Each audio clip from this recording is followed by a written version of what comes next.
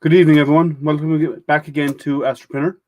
Those of you who don't know me, my name is Liam. I'm big into all the maker stuff, such as 3D printing, laser engraving, CNC, and anything else you can throw into the mix.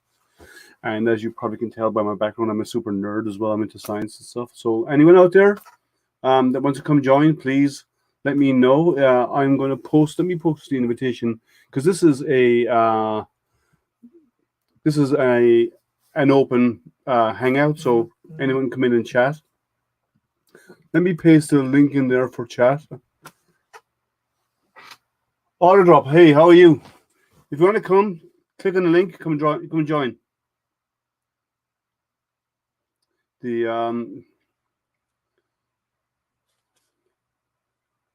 Maybe not. Okay.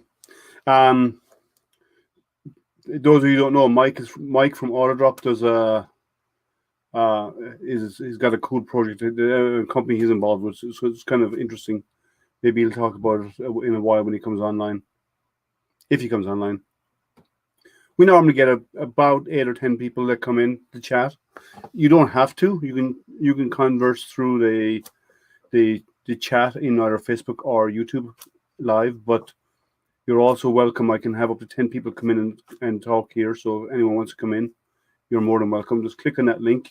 Before you click on the link, please click on the mute on your Facebook or YouTube before you click on that link to open it up, because we will get a lot of feedback if you join with your YouTube or Facebook audio still on. Hey, Carl. Good morning. Carl is in the Philippines.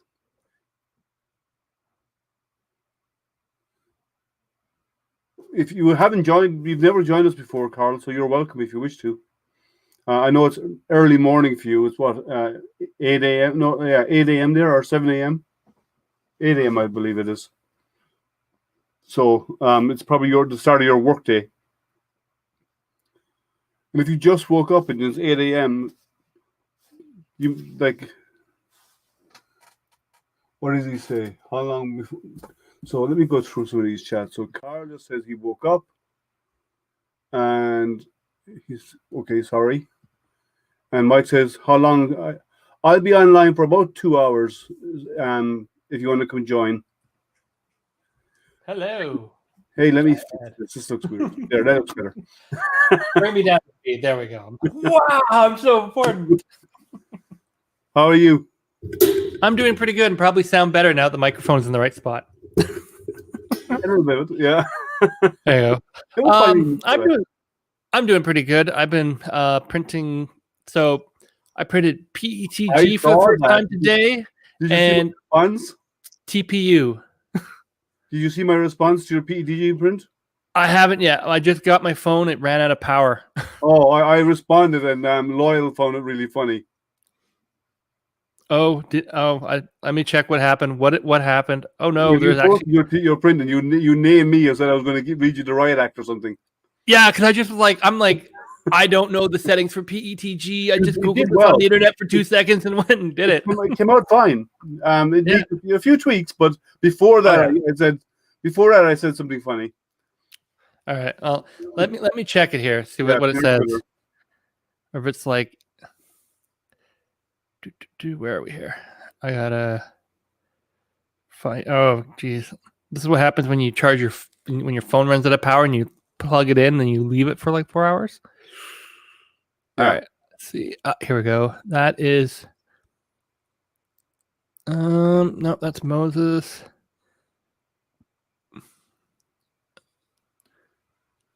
Oh wow. There's apparently I have to load. No, I'm trying to find it.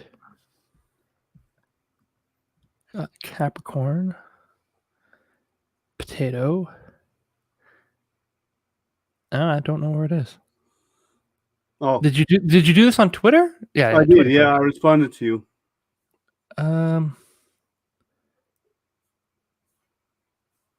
Okay, here. Oh, I see. It's gonna load. There you go. Yeah, there you go. Hey, Jerry. Nice. Are you going to join us tonight? Sorry, who?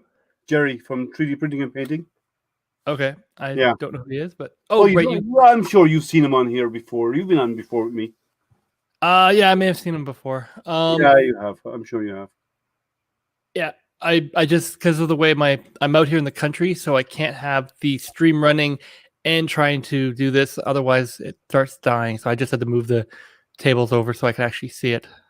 Yeah, no, Jerry just breached the 2,000 mark on his channel on his subscribers.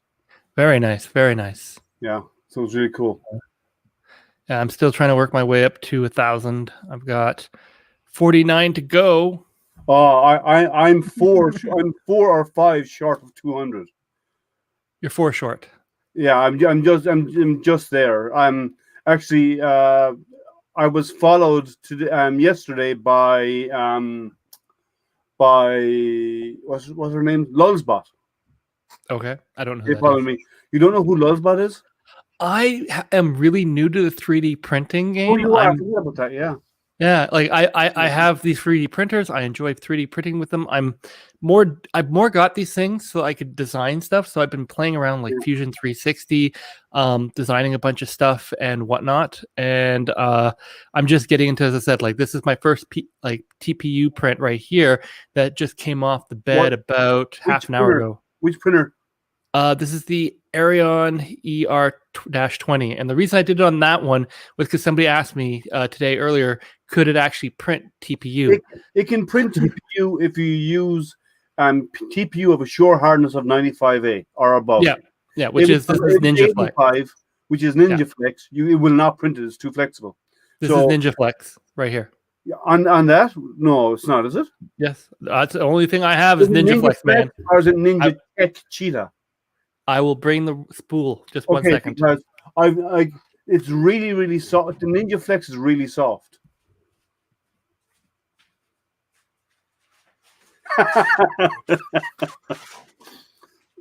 I'll ask him that when he comes back. Jerry asks, have you ever heard of Creality? All right. So this says Jerry asks, have you ever heard of Creality? I've heard of Creality. I've avoided them. No, because you didn't know the other guys, and the other guys are a US-based manufacturer. Okay.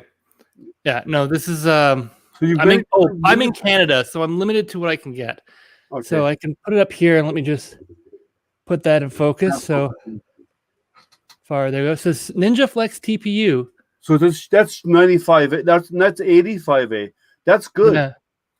Yeah. So I did get it going. But that's a Bowden style printer, isn't it? Yeah. No. I changed all the settings. I did some things, and it's it's squishy, squishes. Yeah, Ninja Flex is besides silicon. Ninja Flex is probably the softest material out there. Yeah, go softer. They have 75A, but that's very, very, very difficult to print, and it's close to being soft silicon. Yeah, so I got it from the Black Friday sale from Filaments.ca up here in Canada, who's the exclusive seller for this particular brand, the Ninja Tech brand.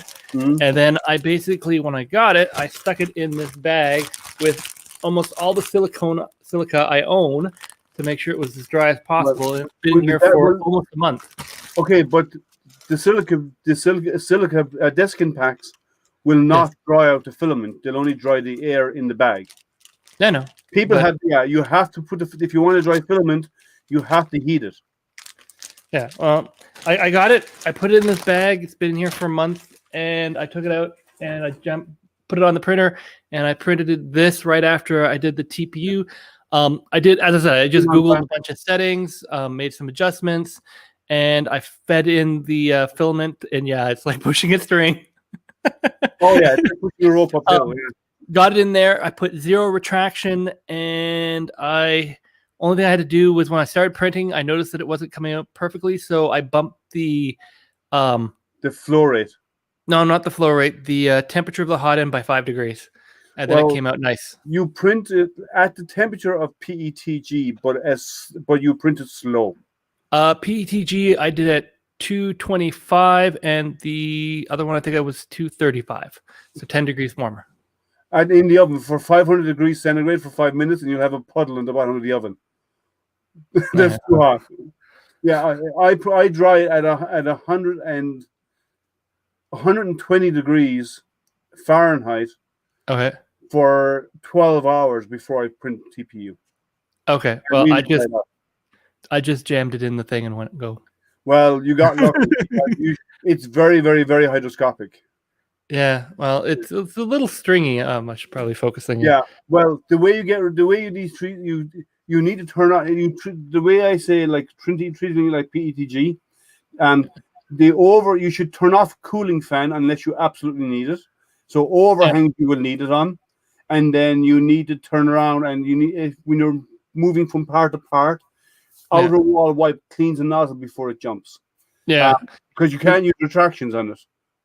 Yeah. So for the PETG, I have a few little strings. It's not too bad. I think there's like 9 of them. I think I counted. I know. That's why sorry. I'm just responding to Jerry. So I know it was a joke, which is why I said it'll be a puddle at the end of the oven. Yeah. No, I'm not putting it in the 500C oven. I know that would not be good. That would not be a good use of $50 worth of. Well, I know people who actually dried stuff in the oven, and when you take the spools out, all of the layers are stuck together. Yeah, well, because an oven temperature can vary by 30 degrees plus or minus. When it heats up, it goes above it and then cools down too. I have a propane convection oven. It's really good, but I wouldn't trust it with the temperature variance. I use a food dehydrator. Yeah, no, I still need to get something to dry my filaments. My only saving grace is I'm up here in Canada, so except in the summer, it is quite dry.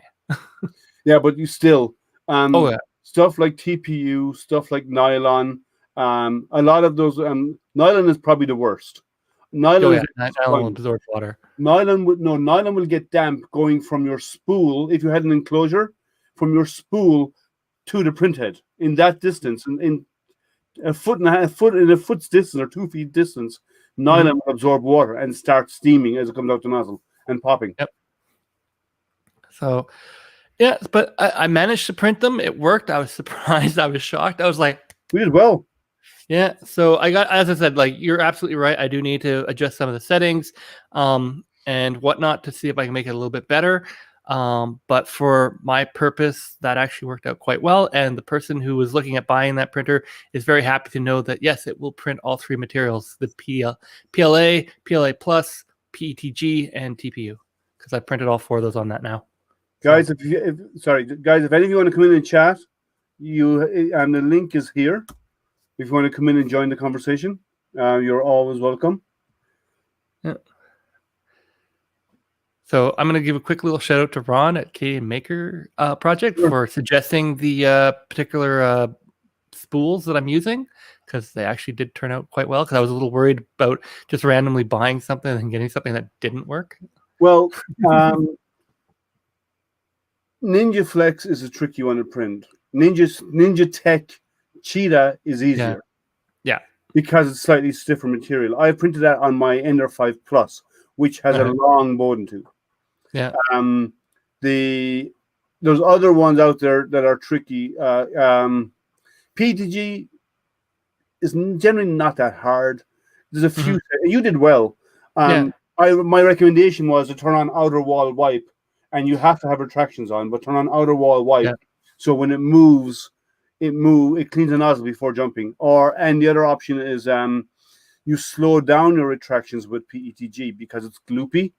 Yeah. So if you pull fast, it's not going to pull it back up into the nozzle. If you pull slowly, it'll create a slow suction and actually bring it back up inside the nozzle, wipe the nozzle, then move, and it's ready to go again because it starts flowing easy. Yeah, but I as well, by the way.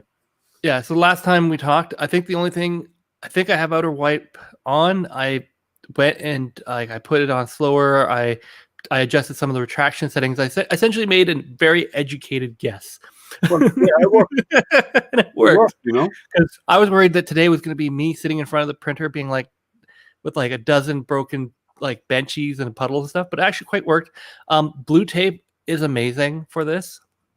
PLA, I can't really do it because it'll stick like crazy, but with this, it wasn't that hard to take off. Well, I don't use blue tape for anything. For me, if you ship me I've seen printers arrive with blue tape on the bed, and the first thing I do is go through the annoying step of tearing it off, because I mostly what I print on is glass, so I have no problem with that. But PETG will will eat glass. bond to glass and can remove the glass. So blue tape will work, or I Yeah. prefer just PVA glue, Okay. very light coating of glue stick, and then because that's your release agent, you need a release agent for that. Yeah. And for TPU, you print on the glass. I print TPU, and it's perfectly sheeny surface. I mean, Okay. it's a shine. The first layer is when you take it off afterwards because I print straight onto the smooth side of glass. How's your Yeah. underside of yours? How's my what? How's the underside of your bench sheet, the TPU one? So the TPU one, it's a little hard. So I did print this on the tape. So I'm just So gonna. it's stippled. Okay. Yeah. I don't know if I can easily Tilt show it it to you. backwards towards you so you can see it at an angle. It's a bit hard to see. Yeah. It's a bright color is hard, yeah. Yeah, I can see on here, like if I'm looking at it, I can see some of the lettering, but it's not perfect. The lettering is a lot better on this guy here. There's a little bit of blackness because I had a black filament in there before, then apparently a little piece got through there. But this one here is a little bit better. But yeah, I know on PLAs you can read the text a lot better than these two guys. But again, most of what I print is functional rather than looking nice. So Yeah, I'm the same. I'm printing these because they're materials I want to use for different prints because I have a micro focuser I'm looking to print tomorrow. And then if I still have some time and that works out, I want to print. I have to design while the micro focuser is printing, which I designed yesterday.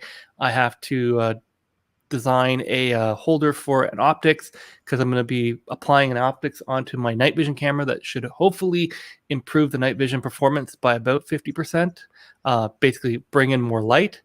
And then after that, I have something where I got my list here. Oh, right. I have to build a holder for an IR light, infrared light, so that I can have that attached onto the night vision camera so I can use it as a more effective way of filming myself at night and have a nice little vision without blowing my night vision, having to, put all the lights on and stuff while I'm out in my observatory doing demos. And then I can actually do demos at night for people. Yeah, cool. Yeah, and in case anybody was wondering, yeah, he's a fellow astronomy nerd. Oh, yeah. We figured out a few weeks ago when he jumped on one of the streams that he's into astronomy as well. So yeah, I'm out here in the middle of nowhere with an observatory and 3 telescopes and God knows how many lenses, trying to take pictures of the stars, which we'll be doing tomorrow and Friday because it's finally clear after almost 3 weeks of cloud. I don't have anything clear from you. It's been like cloudy since Christmas. Okay, see, chatting a while, Lama. Yeah, no, I like it's Michigan, like it's always cloudy. Yeah. We call the clouds here the Michigan Nebula. There you go. It's always cloudy here. Yeah. So but when we get clear nights in winter, it's crystal clear. They're really clear because of the dry air, Yeah. As I said, I'm in Ontario, so I'm just on the other side of the lake. I'm fortunately on the side far enough away from the lake to get away from lake effect snow and stuff like that, from Lake Michigan and Erie.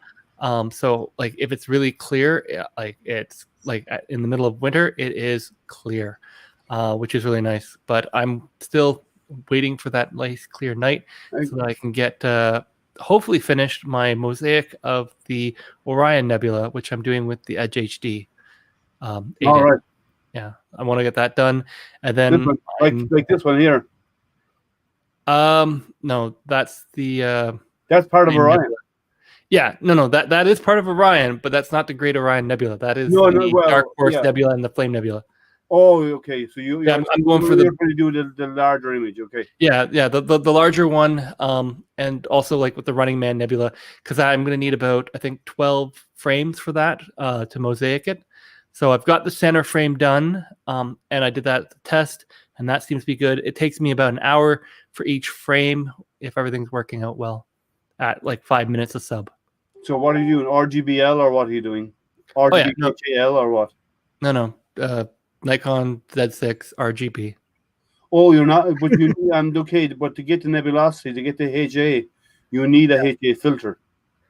So are you doing RGB? Like, are you doing color RGB. or what? I'm just doing regular one-shot color. Oh, you do one shot. Okay, so Yeah, you're yeah, not yeah, RGB then. Okay. yeah. One shot. I got the pack of filters over here. The company that I have these from, they don't normally do Astro filters, so they were able to cut the filters at 47 millimeters, so they would fit in a 48 millimeter filter holder, but they couldn't give me the 48 millimeter like lens filter holder, so I actually had to wait for them to show up, and they showed up on Monday finally. Thanks. So I actually switched them all out, so now they're actually in their housing, so I can now use them to do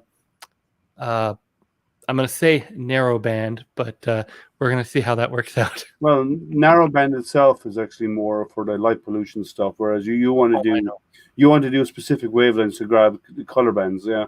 Yeah. So I want to do specific wavelengths and stuff. I'm basically seeing, do I have the patience for it, and figuring out some of the post-processing steps, because if I decide to go and buy a dedicated mono Astro camera, I want to make sure, yes, I'm happy that I'm going to be able to do it. If you want to do processing, go PixInsight. Oh, I have it. Oh yeah, PixInsight all the way. I have a really good friend of mine up in south of Ottawa, but I know he sat me down and showed me all this stuff about PixInsight, how to use it, etc. He probably showed you about 2% of what it can do. Oh, probably, because the next time I talked to him, he said, "Oh, come over, I'll show you something." And it was like 3 hours later, and I'm like, "Oh my god!" And that was information overload. And that was only pre-processing your data set. Well, I don't do a lot of pre-processing since I don't shoot flats and I don't shoot darks. Shame on you. Shame. I know. And no flats, no darks, no bias frames. What are you talking about, man? Nothing. You have to do them all. You have to do flats. Otherwise, you get dust bunnies. You have to do flats to get rid of dust bunnies. You have to do bias frames. I know the reasons why to do it. I just don't. Mainly because it's the Z6. There's no temperature controlling on it. I've tried doing. You don't have to be temperature control. You need to shoot at the temperature of your ambient temperature your camera is going to be operating at. So you leave it outside for an hour, and then on your equipment, and then you do your flats and stuff. You can do the bias anytime, or your flats anytime. But the bias and the dark frames and all this kind of stuff have to be done at temperature, because you want to get all of that camera noise. Yeah, no, I totally understand what you're saying. And I 100% agree. I should be doing it. I'm just terribly lazy and often very tired by the end of this shenanigans. So, guys, the link is in chat if you want to come in and join the conversation. Yeah. Please, come join. Yeah. And if anybody out there who's already on, who has not subscribed to my YouTube, do it. Get your butt over there and do it. I'm only 4 people short of 200. We should be able to get 4 people. Come on, 4 people, guys. I'm not really into the numbers, but I'm so close to 200. I'm not in the numbers either. The only reason why I'm like, people are like, "Oh, you're all about this 1,000. You're all about 1,000." 1,000. I don't know if people don't do a lot of numbers. Would you hit 1,000? You can monetize. You can monetize, yeah. So you can monetize at 1,000 with 4,000 hours. But the big thing with 1,000 is not just the monetization. That's a nice thing. But YouTube has a whole bunch of, I'm going to say, advanced features, like the community tab, being able to go like live right off your phone. There's a couple of things. Go live off your phone anyway. Not with the dedicated YouTube app. Until you have 1,000 followers, they changed it recently. Oh, did they change it recently? Yeah. Okay, I didn't know that. So basically, everything you can unlock except for I think like memberships, is basically unlocked at 1,000 subscribers. So that's why I want to hit 1,000 subscribers, because then I get all this stuff unlocked, and then I'm having to not play this. Well, it'd be nice if I could do X, Y, Z. So yeah, because like I have it where I post stuff on Twitter. I'm not going to make a whole video saying, "Hey guys, check out the new photo I did," to say I have a photo. Whereas if I have the community tab, I just put a community post saying, "Here's the photo." Yeah. But in the upcoming weeks, on my Thursday stream, the where I do interviews with the companies. Yep. I have some good ones lined up. I have G-Tech tomorrow night. Yep. I have our tour the week after. Oh, I don't know them. You don't know our tour? Our tour does. They're not big into 3D printing. They're kind of dabbling in it somewhat. They have 2 or 3 printers. They're more into laser and CNC. Ah, okay. But they're a well-known brand. They're a good company. The week after that, I have 3D Chameleon, where you can take your single extruder printer and turn and actually run up to 32 extruders into one hot end and have 32 different colors feeding it. Right? Ooh, that's actually quite neat. Yeah, and he'll be on. The guy who came up with that will be on. We'll be talking about it. And then I have Weedo at the end of the month. Okay, I don't know them either. Weedo's another. They're out there. They were big. A lot of these companies are big in the industrial 3D printing world. Yeah, I haven't and then quite later on got into doing this commercial home stuff.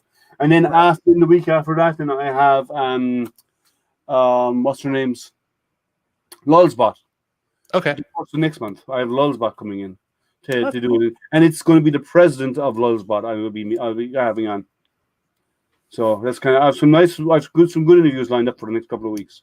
That sounds good. That'll be fun. So and there is another one I'm working on. I haven't had a response yet, but I'm still working on getting one or two more.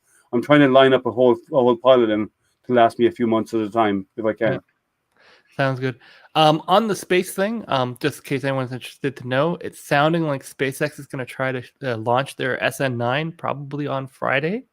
Yeah, they're aiming. They've done fire tests, static fire. They've done wet rehearsal. No, they haven't done. They're doing a wet rehearsal this week. Yeah, they're doing a wet rehearsal, and then they'll be doing. They're hoping to do a launch Friday or Saturday. Yeah, so that should be some fun. Hopefully they'll land it. Hopefully this one. Well, there was a lot of vertical movement in their last one. Let me bring in Dan. Hey Dan. Hey Dan. Yeah, there was a lot of vertical movement. They had a lot of lateral motion. Yeah. So they need to totally cancel that out before they bring it down. But their overall goal is to get rid of the landing legs and not use them at all. Yeah, I heard about that. They want to capture it. When they want to bring it in, hover it, and then grab it in the air. And then the machine will hold it and park it in its spot. That's their goal. Well, if they're able to do that, they can definitely save a lot of weight on fuel that they have to use to decelerate. No, they won't save themselves much in fuel, but they can bypass the requirements for landing the thing at all. So it makes it easier to bring it down. All you need to do is bring it into a position precisely so that this thing can come in and grab it and actually. Then they shut off their engines because when it grabs, it kills the engine. Yeah, but that's a huge weight savings because again, I understand what you're saying. It's not a huge fuel saving, but in terms of having to make sure that you touch the ground at that perfect speed, versus being we just have to sort of get into this box and then the gear will hold it. It would actually use more fuel because they have to hover there. Maybe. I don't know. They're not down to zero. They'll have to come in and hold position somewhat to be grabbed. I think it will actually burn more fuel, but it's hydrogen and LOX, so it's the output is water vapor, right? Yeah. So it's better than all the heavy cryogenic stuff they've been using up to now, which is RP4. Yeah. Well, they've been using the RP4. Yeah. But yeah, so it'll be interesting to see how it goes. As I said, we've had our one giant space starship thing crash and explode for everyone to go woo. Now it's the last one. Yeah. Now it's now we want them to land it. Now we want everything to be perfect. Just go forward, and not have pieces of everything. Yeah. How are you, Dan? I'm good. Dealt with a mishap last night, which was really fun. I took myself offline for about 13 hours because I thought I was going to be able to sit there and do everything I needed to do inside my room and rearrange the whole thing. Because if you can't tell behind me, there's no more bed or anything. Okay. All up and stuff. But needless to say, putting up a floating desk, drove through a wire, started a fire. Oh, I saw that post. Yeah. Yeah. Who? That was your contractor, right? That was an electrician back in 2003, what was really lazy and didn't want to follow code and have it high enough up. So, under the windowsill, you would think that there would be no lines going through underneath the window. Not for about a foot or so below it anyway, where you could have sockets. Needless to say. Yeah. The wire. That's not great. It was actually pretty funny. I was sitting inside the room and I'm like, babe, somebody's having a fire outside. It smells beautiful. Like we should go out there and just, enjoy the nice smells. My wife looks at me and she's like, "What are you talking about? All the windows are closed. How do you smell that?" I'm like, "I'll be right back." Oh. Well, at least it wasn't a printer that was burning. Oh no, I did lose an Ender 3 Pro, but whatever. I don't really care. Why, you blew a board or something? No. It was right by the fire. Oh, you damaged the printer? Oh, it's done. It is far from done. It is beyond done. Really? All it is the metal left. Right. So that's done. Now, does anyone want to buy Daniel's metal from his printer? Or say a lightly used Ender 3. Yeah, exactly. Lightly used. Well, I actually over the Christmas, since the last time we talked, I actually rearranged my whole studio space. So I have it here where I have like the monitors. I got my camera gear here, computer over here. Obviously the camera set up here to do all this stuff here. But I actually have it where on the other side, I have all the 3D printers along the wall. Well, 2 of them. I have the other third one bringing up tomorrow. So I can actually watch them while I'm working on my computer, so I don't have them catch on fire and burn my house down. Yeah, well, but I did leave the TPU printing unwatched for about an hour today, and came back. I was like, "Oh, right, that's still running." Well, yeah, well, where I have mine set up, I have fire monitoring anyway. My home automation system, my house, I got home automation. But my fire prevention systems are all tied into it. So if anything at all is even starting to happen, I get notified. Oh, that's good. Say for everybody who is watching and everybody out there, always keep a fire extinguisher in your office or any type of workspace whatsoever, because it's a great thing to have just no matter what. I have one out in the other room where my printers are, because I have my CO2 laser out there too. And if you want something it has a higher chance of catching on fire, even though I have air assist running on a CO2 laser, air assist, unless you don't know what air assist is, it's basically an air hose that goes down and blows down by where the laser beam starts burning the material, and it does 2 things. It blows away all the burnt material out of the groove that's been cut. But the most important thing it actually does, because the airflow is high enough, if anything starts to actually burn, because the laser actually burns, there's a high chance that it's actually going to snuff out the flame, it blow it out, because the airflow is so high. Yeah. Like a bit of wood starting to smolder, starting to burn, this will blow it out. But you always keep, and there goes something onto Daniel's floor. But you always okay. Easy release. But they always keep a fire extinguisher near. There you go. Still dirty. Hey, Dan, that needs to be reloaded. Yeah. No. If you use a fire extinguisher, basically just reload it. Don't run the risk that you think there's something still left in it. There's guys who do it. The companies that do it, you bring it to them. They'll put in a new charge cartridge and they'll refill it for you. I don't know what they charge, but they do. I've never had to use one. I have to say I've never had to use one. Yeah. No, I have one fire extinguisher over where the 3D printers that are out in the garage are located. And then here in the house, we have one that's just downstairs beside the pellet stove, because while the 3D printers could catch on fire, and I'd be worried about that, if the pellet stove goes, that's my main concern. Yeah. The thing that catch fire, it's the thing with like the, what's it, 3 gallons worth of pellets in it that I'd be worried about. I have a couple of them displaced out around the house for safety. There's one in the kitchen. There's like one in the mechanical room, one in the kitchen, one over in the back, one in the garage. Yeah. But the one for here is basically a quick run down the stairs, quick run back up here. I hear the ball ones that you actually put over printers, that they break open. Okay. Some people say they're good, some people say they're bad. I've never tried, but I've heard mixed comments on them. I've never tried one. I've heard of them. I don't know if they're good. I think probably people, like, I've heard them. I think the big issue is I think it's how they're triggered. If they trigger early, like they just, like you don't have a fire and then you go plurp and you're like, darn. Well, they kind of blow. They kind of blow and spread the dust, so that's what makes them. So they smother the fire. Yeah. I just wonder how they're triggered. The heat. It's based on heat. Okay, it is based on heat. Yeah, that could be an interesting one if depending on where you are.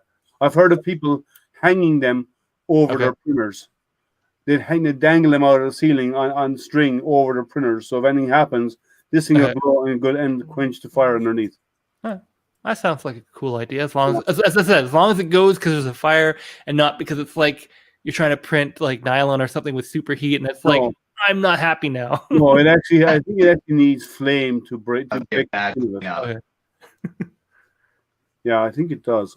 I don't know. I've never tried one out, so yeah. Anyone out there who has, let us know if you've ever tried those ball fire. If you're watching the replay and you've made it 35 minutes, please let us know in the comments below. Tag me. Yeah, let us know. And if you're watching it and you haven't liked and subscribed to get me over the 200 mark, shame on you. I'm only 4 short of the 200 mark.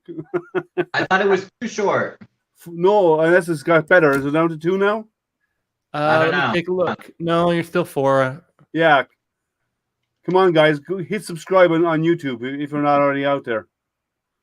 Or if you have subscribed, share this to somebody. Share it like on your Facebook page or something like that and say, hey, like this guy or subscribe if you want to learn more about 3D printers and get us over the 200 mark.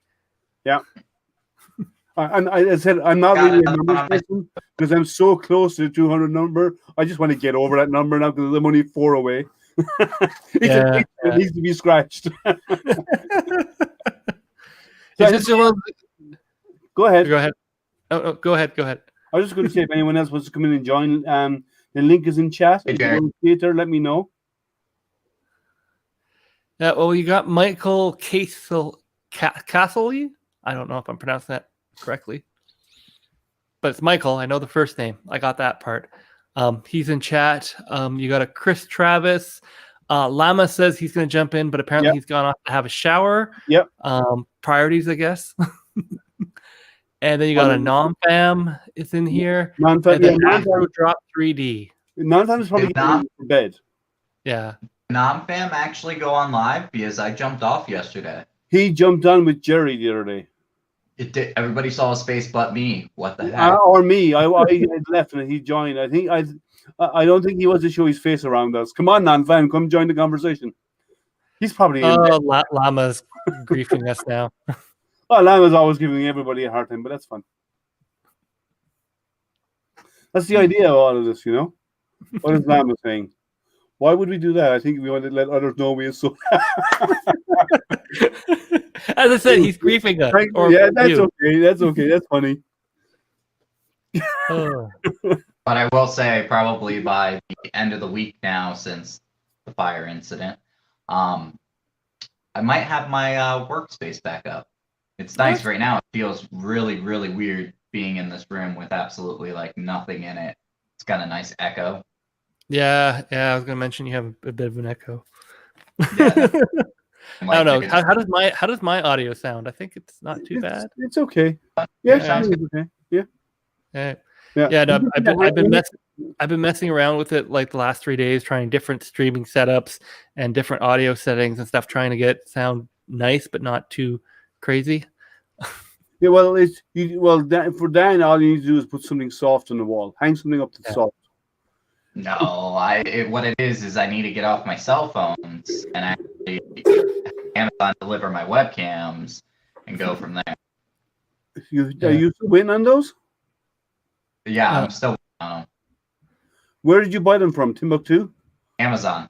Well, there's a lot of things that are going on with shipping right now with my stuff. Like I'm waiting on 20 kilos of filament. I'm waiting on a printer, and I'm waiting on my webcam. I'm waiting on a futon. Waiting on a lot of stuff, to be honest. Yeah.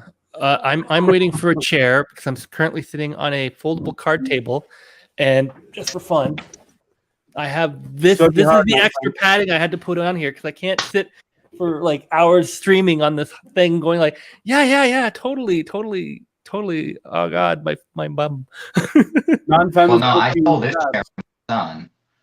There you go. Yeah, no. Sorry. I'm waiting for my chair, and then I also have a dummy battery for this camera because I can only stream for about an hour and a half before it dies.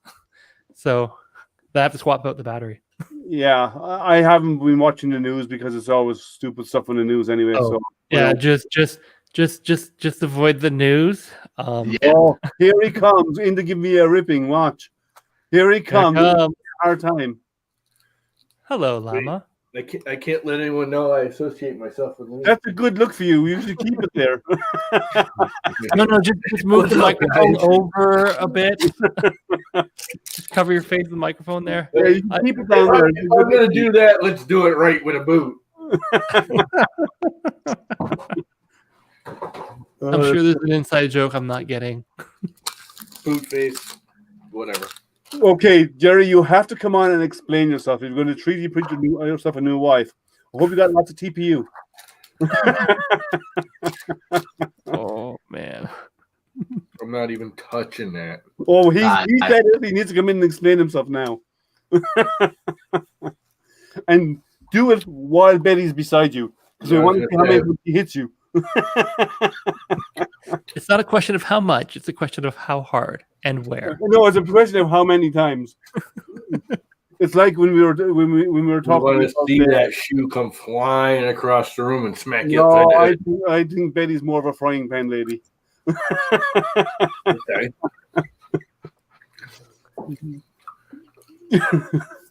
He's like, really? LOL. I'm like, yeah.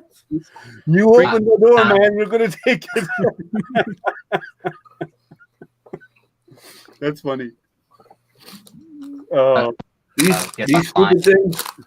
These things are really addictive. I know. Yeah, they are. They are really. They're better than gummy bears. By far. I have kids, so we buy the big box of them in the Costco. Yeah, the really big box of them, and they last maybe about a week and a half. They are addictive. Yeah. My problem with the big boxes is I eat the whole damn thing and then I can't poop for like a week. TMI. Yeah, I was about to say, it's like I don't think anyone needs to know that. Like, you eat the whole box, sure. The other part, they will constipate you if you eat a lot of them. We'll take your word on that one. Yeah, we're not going to test. Oh, this conversation has gone downhill. So what Just remember, you invited him. You invited him. You said jump on. You insisted that happened. It's my own fault. So what's up? I was at very extreme yesterday, and I was so tired. I mean, like, was it yesterday? I can't remember anymore. I was so tired, and he was wondering. People were asking me what's wrong with me because I was exhausted. And now that I have a night's sleep, look at me now. I'm running on my nice, brandy new M1 Mac Mini. Yeah, we saw that in the title. It is freaking fast. Oh, the Mac? Yeah. The new M1. My brothers bought me one for Christmas. Nice. Which is very cool of them. You full screen him? Oh yeah, sure. Let me full screen you. You can show off your stuff. Or better still, I'll do this. And then I'll do here. There you go. That's it. What's underneath it? That's the old one. That's the new one. it. There's literally almost no difference in the look. That's the old one. This one has the old IR sensor in it. That's about the only difference. All right. The nice thing about the IR sensors is on the old phones you could put them in yourself. Yeah, they're all Bluetooth now. Yeah. You don't need the IR sensor. Yes. And I got myself a new little scale because I put some stuff on my scale the other day and it said like 500 pounds. I was like, well, that ain't right. And I put new batteries in it and it still read 500 pounds or whatever it said. And I was like, yeah, no, there's something seriously wrong. And I diddled with it and finally said, you know what? The old one's like 20 years old. Not kidding. It was literally about 20 years old. I was like, it really doesn't owe me anything. Non-fan, you should be studying. He's in class right now, half listening to us on his cell phone. You know that? Dude, pay attention to class. Trust me. Hello. It says hello. Nice scale. See, you're going to learn a lot more in class than you Now are here. you found a new friend, Llama. I like it. Now, here's the question. How much does the M1 weigh? You know, good question. He's going to answer that question right now. Now he's got a new scale. It's freaking out because I don't have it level. I don't know if I can weigh it because.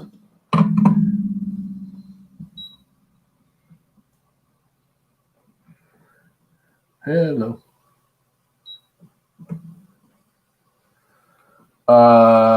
More than the scale can handle. No. It says, I don't know. Can you read that? Too bright. No. It's too bright. Okay. It says 6191 CT, whatever CTs are. I don't know why it defaults to whatever CT is. What the hell is CT and a weight? Counts. How do I change it to something else? Like pounds or kilograms? No, a CT is carat. Like you weigh. Yeah. So his weighing scale is designed for weighing jewelry and stuff. Oh, that makes sense. It's a kitchen scale.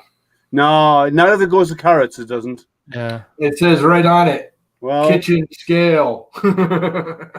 It literally is its name. Liam, look down. I'm sorry, Jerry. I didn't see you. I'm sorry. I was paying attention to and him making grams. So you have to explain yourself, man. You're front and come on. I'm going to put you front and center, and you have to explain this, right? 1,900 grams. Yeah, you have to explain why you have to 3D print a new wife. I thought it was appropriate coming from me. And then I remember Brian yesterday when he had the big plastic head with his mouth open. Yeah. So anyway. Yeah, but TPU definitely, so it wouldn't get splinters, right? Right. Definitely apply. PLA does splinter. I won't ask you any more details on that. Yeah, DC's been real interesting all day. I've been working in my hobby room, watching the news and the protesters and people storming the house. And it's pretty crazy. I was avoiding that whole conversation. So. Yeah, I see you got new stuff on your shelf. What is that, Jerry? A bottle of water. Oh, mint. No, not the bottle of water. Behind the water, the girl sitting up. Oh, that's the and all white. What's her name? Harley Quinn. Harley Quinn. Oh, yeah, that's an old model. I remember seeing that, I've never finished. I just took a bunch of stuff out of boxes and put on the shelves. It's got to be painted. Harley Quinn and Joker. It's got to be painted. But yeah, I took a lot of stuff that I had over here behind me and I put on the shelves. And I got a little bit on Etsy, but I need to get a lot more. I built another shelf over here. Here, I'll turn my camera, I think. I built that shelf. I built that desk over there to put all my tools on. Then I got all my filming up there. And then Auto Drop 3D, there you can see those two yellows. There's 3 rolls over there on the end. Yeah. I got one from Auto Drop off Dan's stream a couple weeks ago. That's and nice. most of those are partials. I've only got like 4, 5, 6 full rolls, and the rest of them are all partial spools of this and that. And you've been busy printing a lot, though. So, well, I used to be busy printing a lot. I'm trying to slow down. Oh, and I'm working on a Fringe S5 right now. The guy lives here in Vegas. And I'm reprinting a new hot end for it. And, it's a lot going on. Cool. And then I'm thinking about building another shelf over here above my Ender 3s and TiVo Tarantula Pro, have it up in the air and put like 3 printers up there, like a second story like a shelf. Mm-hmm. So. Nice. See, this is why I like being on with you guys. I talk to some people, I'm like, I have 4 3D printers and I think I'm crazy. I talk to you guys and you're like, you're just starting. Yeah, 4 printers? Yeah, I'm down to 1. Really? What happened? Are you feeling okay? Well, I got one over here. This one has no extruder on it. So it's the Llama Core or the Llama Core, and that is that. Wow. I thought I was running slim, and I only have 9 of them. Yeah, screw you. Well, most of mine are collecting dust. I've just got too much stuff. So I got usually want different things.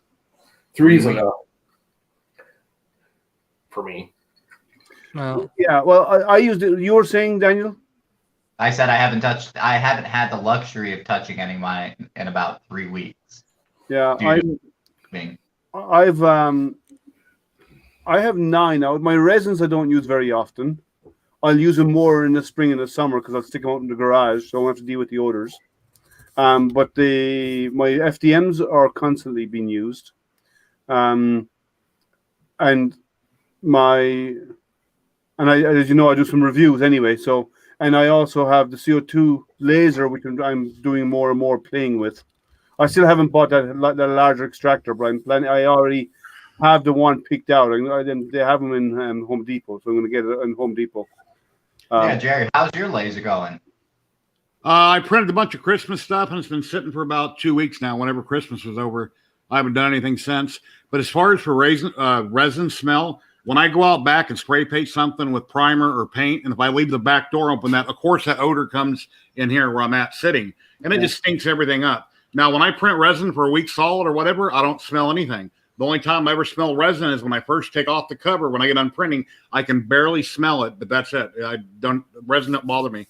Now, years ago, I think it was Annie Kubik or somebody that had a really stinky ass resin, and that right there kind of turned me off with wanting a resin printer because I'd have to vent it outside, do all this stuff. Then when I finally got one, I tried some Elegoo, Soriatech, and some other brands. I have no odor problem whatsoever.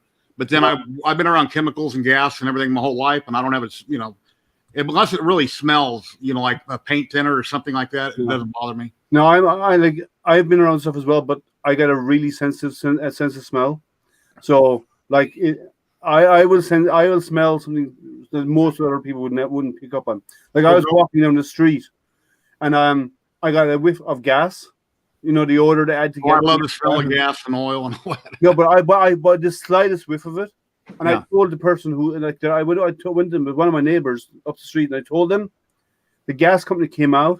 They spent 2 days digging up the sidewalk and stuff because there was a crack in the line. Oh, that kind of gas. Yeah. 20 feet below the ground. But I smelled it. Gasoline. Yeah, rotten eggs. They put a stink in there so you'll smell it. You don't have no. Yeah, it's a sulfur smell they add to it. Yeah. Yeah. Well, anyway, nice to meet you, Graham. I'm Jerry Knapp. I live in Las Vegas, and I love to gab online. I stream all the time. I make zillions of prints. I'm all over social media. Cool. So, and that sums up Jerry. Yeah, there you go. I'm up in Canada. I do some 3D printing, and I do a pile of astronomy, and I try to do useful 3D prints. Cool. And Awesome. I should apply. Try. I do lots of prints, models, and stuff like you see behind me. My functional prints have been parts from my printers and things like that. I've done a soap dish in the bathroom. That was a useful print. I keep a bar of soap in it. I've got a MPCNC out in the garage that I've got 100% done. It's ready to fire up the Makita router on it, but I need to do the firmware. And it's been sitting since last May, and I haven't done the firmware on it. Okay. So, I don't know. I'm a little bit into this, that, and everything. And if you're my neighbor, you'd love to come over and hang out because I got 1,000 things you could be doing. And I hang out with nobody. I have no friends. Well, that hurts, Jerry. I thought we were friends. I have online friends. I used to have a guy that lived across the street, and he moved to Guam. He moved to the Philippines 4 or 5 years. I don't know, 6, 7 years ago, and he was my buddy. But I don't have anybody I hang out with that comes over and hangs out. So Jerry is looking for Las Vegas friends. Everybody. That'll come over and do stuff for anybody out there looking for friends in Las Vegas. I meant like somebody on my street that can come over. I know. Just making fun of you. And he lives at 123. It's like 123 Gamble Road. I don't know. Yeah, it's like when I accept people in my Facebook group. I look at their profile. I look at their friends don't really matter because people randomly accept people, but I try to see who they are, what they're into, how long they've been on Facebook. If they joined yesterday, no, you're not joining my group. If you just joined Facebook today or yesterday. And, if they don't have a picture and zero information, I don't let them join my group. Yeah. And Jerry's got a very popular group. 3D printing and painting is a very popular group.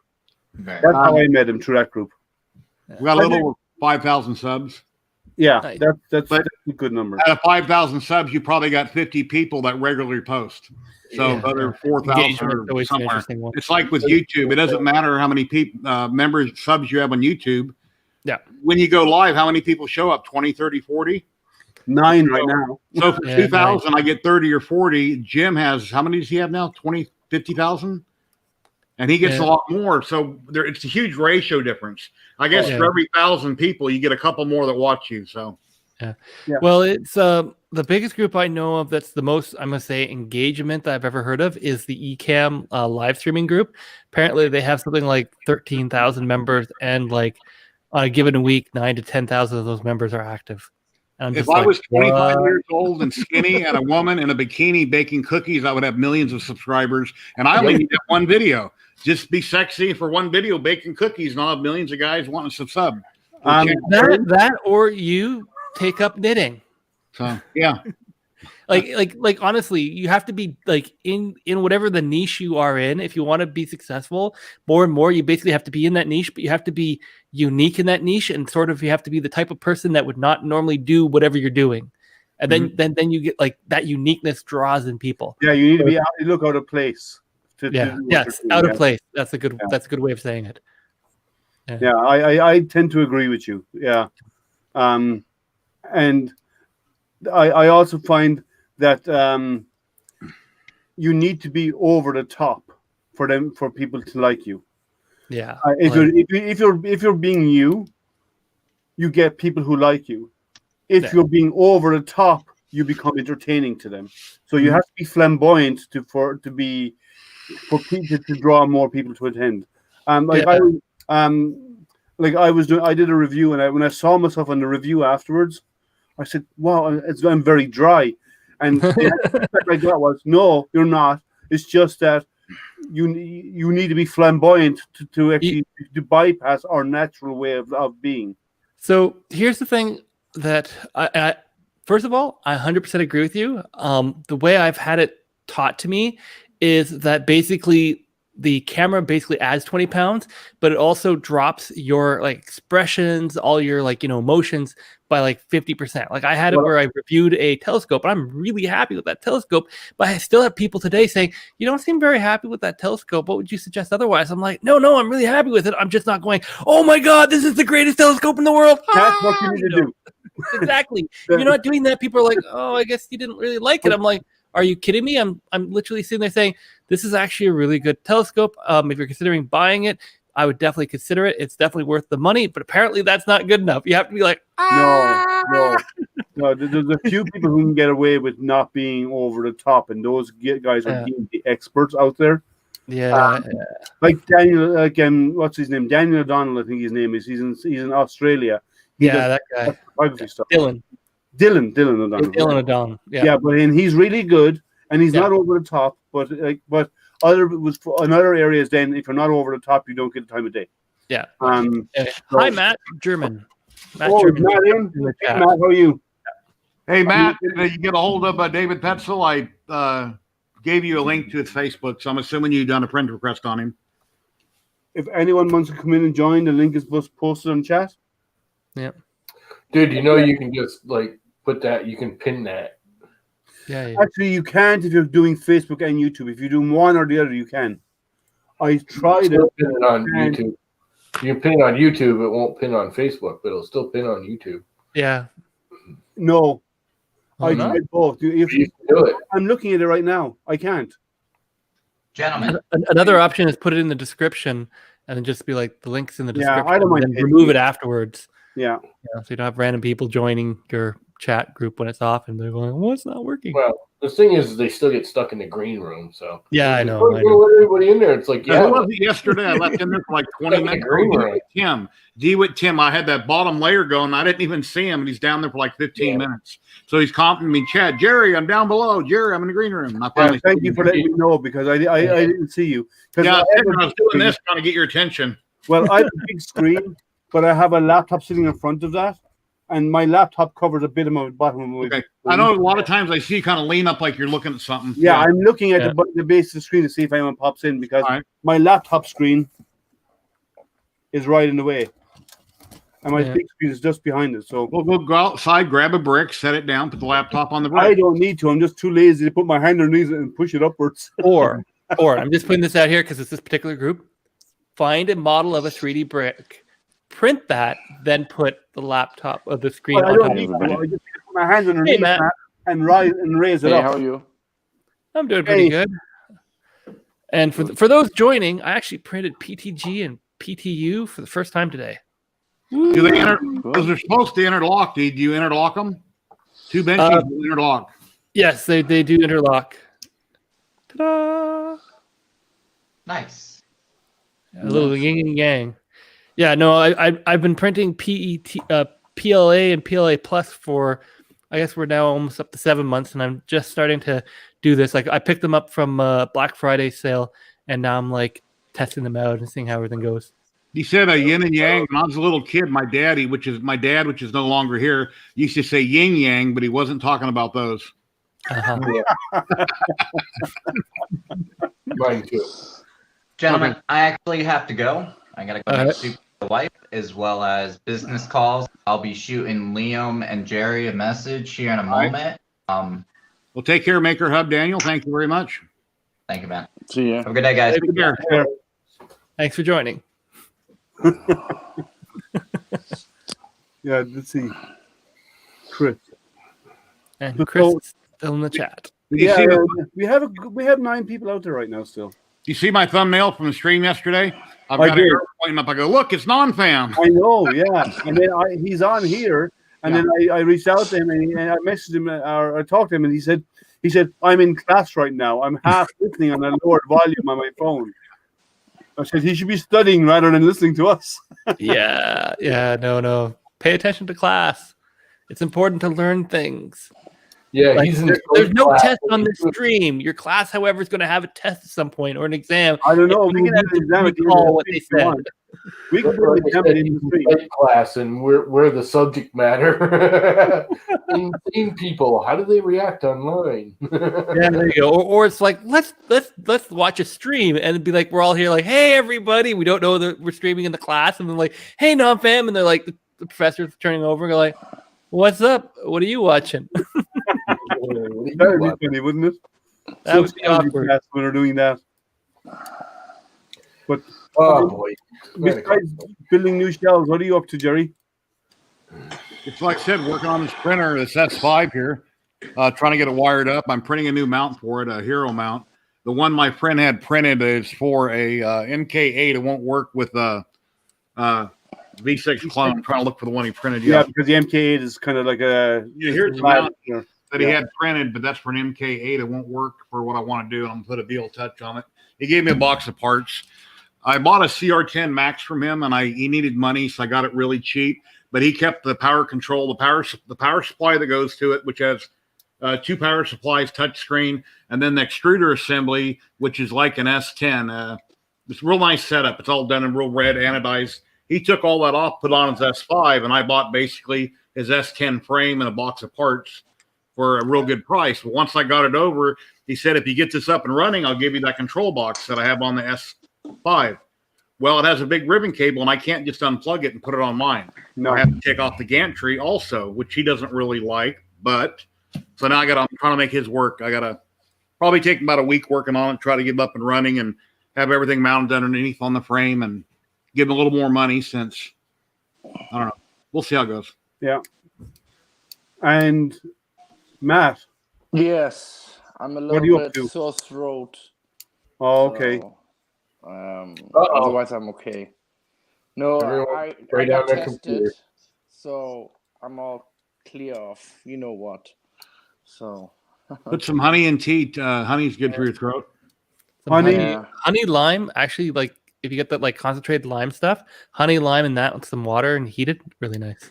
I know if you're going to do it, you do the honey, the hot water, clove, whiskey, and mix them together. Or just the whiskey, you know. That's Or just well, yeah. But no, I think the hot toddies. If you have a bad toothache, grab some tinfoil and bite down on that. I never heard of that one. Okay, it hurts like hell. Electricity in your mouth, it hurts. No, well, we used to get a brandy and hold it and put it over there. It actually numbs the nerve. Yeah. Or clover oil. Clover oil, but you don't want to put that in your mouth. But yeah. Yeah, are you gonna start spitting for like 5 minutes with that? Yeah, it's stuff? horrible. Yeah, you don't spit out the brandy. You can drink it when you're done. Oh. And non-fan? Oh, sorry. Lama, what are you working on? Not a thing. Sleeping. Really? Yeah, he's working on sleeping. I got my new little Mac Mini today, and I had to like set it all up. Nice. So And that was my day. Take mom to the doctor's and do the whole rounds there, and then came home, and there it was sitting on the desk or on the stoop, and grabbed it and fired it up. So you had a long honey-do list today. Nah. Nothing Did you unusual. see all the airheads that Loyal Moses got from Printed Solid? I guess he's probably what 10 or 20 grand, and he's saying the whole box of them practically. Yeah, the big bag of them at the bottom underneath his filament. I saw that. Yeah, Like he's bought so much of their filament. Like I'm like, he's not their number one customer. He's probably their only customer at this point because he's like, oh, you got filament. Now you don't have any filament left. yeah. He buys it up by the truckload. Well, they apparently have some type of like monthly thing they're doing now, and I don't know how much he got of it, but I think I heard somewhere like 50% or something. How many kilos did he buy? I don't know. He just buys so much. He's like every day he's posting here's another box of filament that he has shown up. Yeah, He literally buys pallets of filament. I know. It's crazy. Like I bought $125 in filament. I'm like, big spender. Then like I look on Twitter and it's like, nope, never mind. Yeah, He actually like has a small farm and he sells stuff out of it too. he does. Yeah. Yeah. And so he does a lot of like ASA and carbon fiber and stuff like that. Yeah. Is what he often prints. He doesn't print. He does some maybe, yes, but he doesn't do much. Like he doesn't. All that PLA was mostly like the Christmassy like ornaments and stuff he was giving away. Yeah, Hey, But Lom, I think he prints like gun parts and stuff. I think he does. Yeah. Yeah. Maker's Geek Filament from back in the day. I think they're out of business now, right? Yeah, they are. Okay, I have some filament a friend of mine gave me a couple of years ago from them, and the print tips on it are like $235 for PLA, which I think is crazy. Is there why? No, it's not. It's not PLA. That's HTPLA. HTPLA. 70 resin. It's not even 850 resin. It's 870 resin. You have to run it at 230, 235 to even get it to extrude half the time. Huh? Yeah. Yeah. It's a high I did pick up a roll of HTPLA that I was going to try, not tomorrow because I have some stuff I need to print, but I was hoping It's like PETG. You printed that PETG temps. Yeah. And the whole point is you can anneal it after, and it becomes super duper strong. Yeah. Yeah. You heat the oven. Yeah. Which of course I went and bought the variety that has like blue glitter or something in it. Yeah, but then you need if you have the glitter in it, you need a 0.6 nozzle. Yeah, probably. I have a 0.6 nozzle somewhere. I just have to figure out how to change a nozzle, which is why I'm waiting for the other printer to come in. I have a whole I box use right here. Yeah, no, I own a couple different sizes of little brass nozzles. I just have to bring I'm using the Anycubic Mega Pro as sort of my test printer when I want to make changes to stuff. Yeah. Just because I'm like, that's I don't want to say the most capable printer. It's not, but it's the one where I'm like, it's the one I kind of print on when I want to try something because I have the other ones working so well. I don't want to mess with them. Yeah, I think that's the way I want to say it. The other ones are working great. I don't want to break them. Jerry wants to show filament. Like this one here is Crystal Series PLA Maker Geeks translucent purple. It says print at 235. I printed it. I've been printing it at 210. It prints fine. Okay. And then I have another one here that is a natural clear PLA. It also says 235. And this is a nanotech carbon fiber, which it's a gray. It says print that at 245. Is that Maker Geek too? You need an all-metal hot end for that one, Jerry. Maker Geeks carbon fiber. I don't think I've used this one. Yeah, you need an all-metal hot end for Do that. they say Raptor on them or just Crystal Series? Just this one just says carbon nanotech PLA. This one says Maker Series PLA. Yeah, right. Those are normal temperature then. The last one says Crystal Series PLA. Yeah, the Raptor is the only one that's HTPLA. The Raptor Series was a high temp PLA. I don't have anything that says Raptor. Are you sure that says printing temperature, or is that maybe not the maximum temperature you should try to print this at? Nozzle It depends on 5C. It depends on when you got your Maker Geeks. Toward the end, the last couple of years, that company went. The guy who ran it was just a nutcase. He was not even going to get into the whole thing.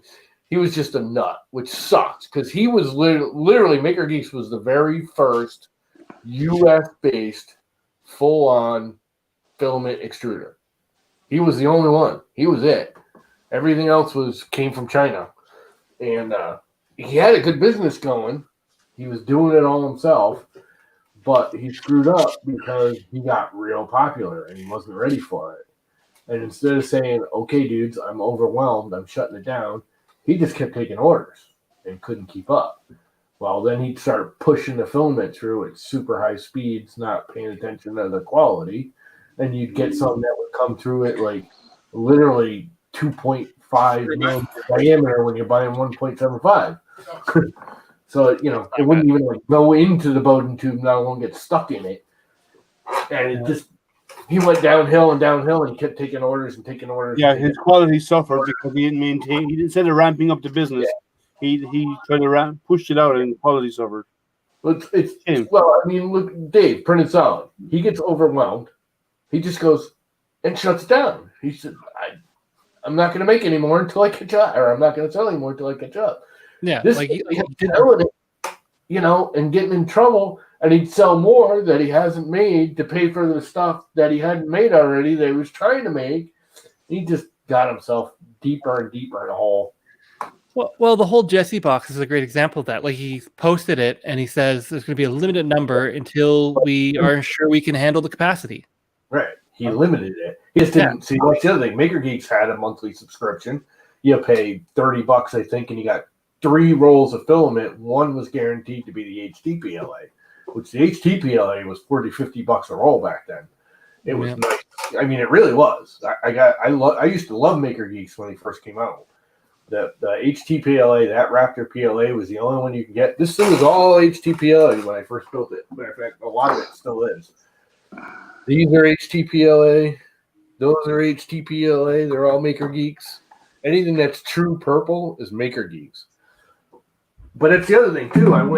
That's when he started going downhill, is when I built that thing. And I ordered 3 more rolls to finish it because there was a lot of parts, and I was designing it myself, so I'm printing parts and they're not right. So you got whatever.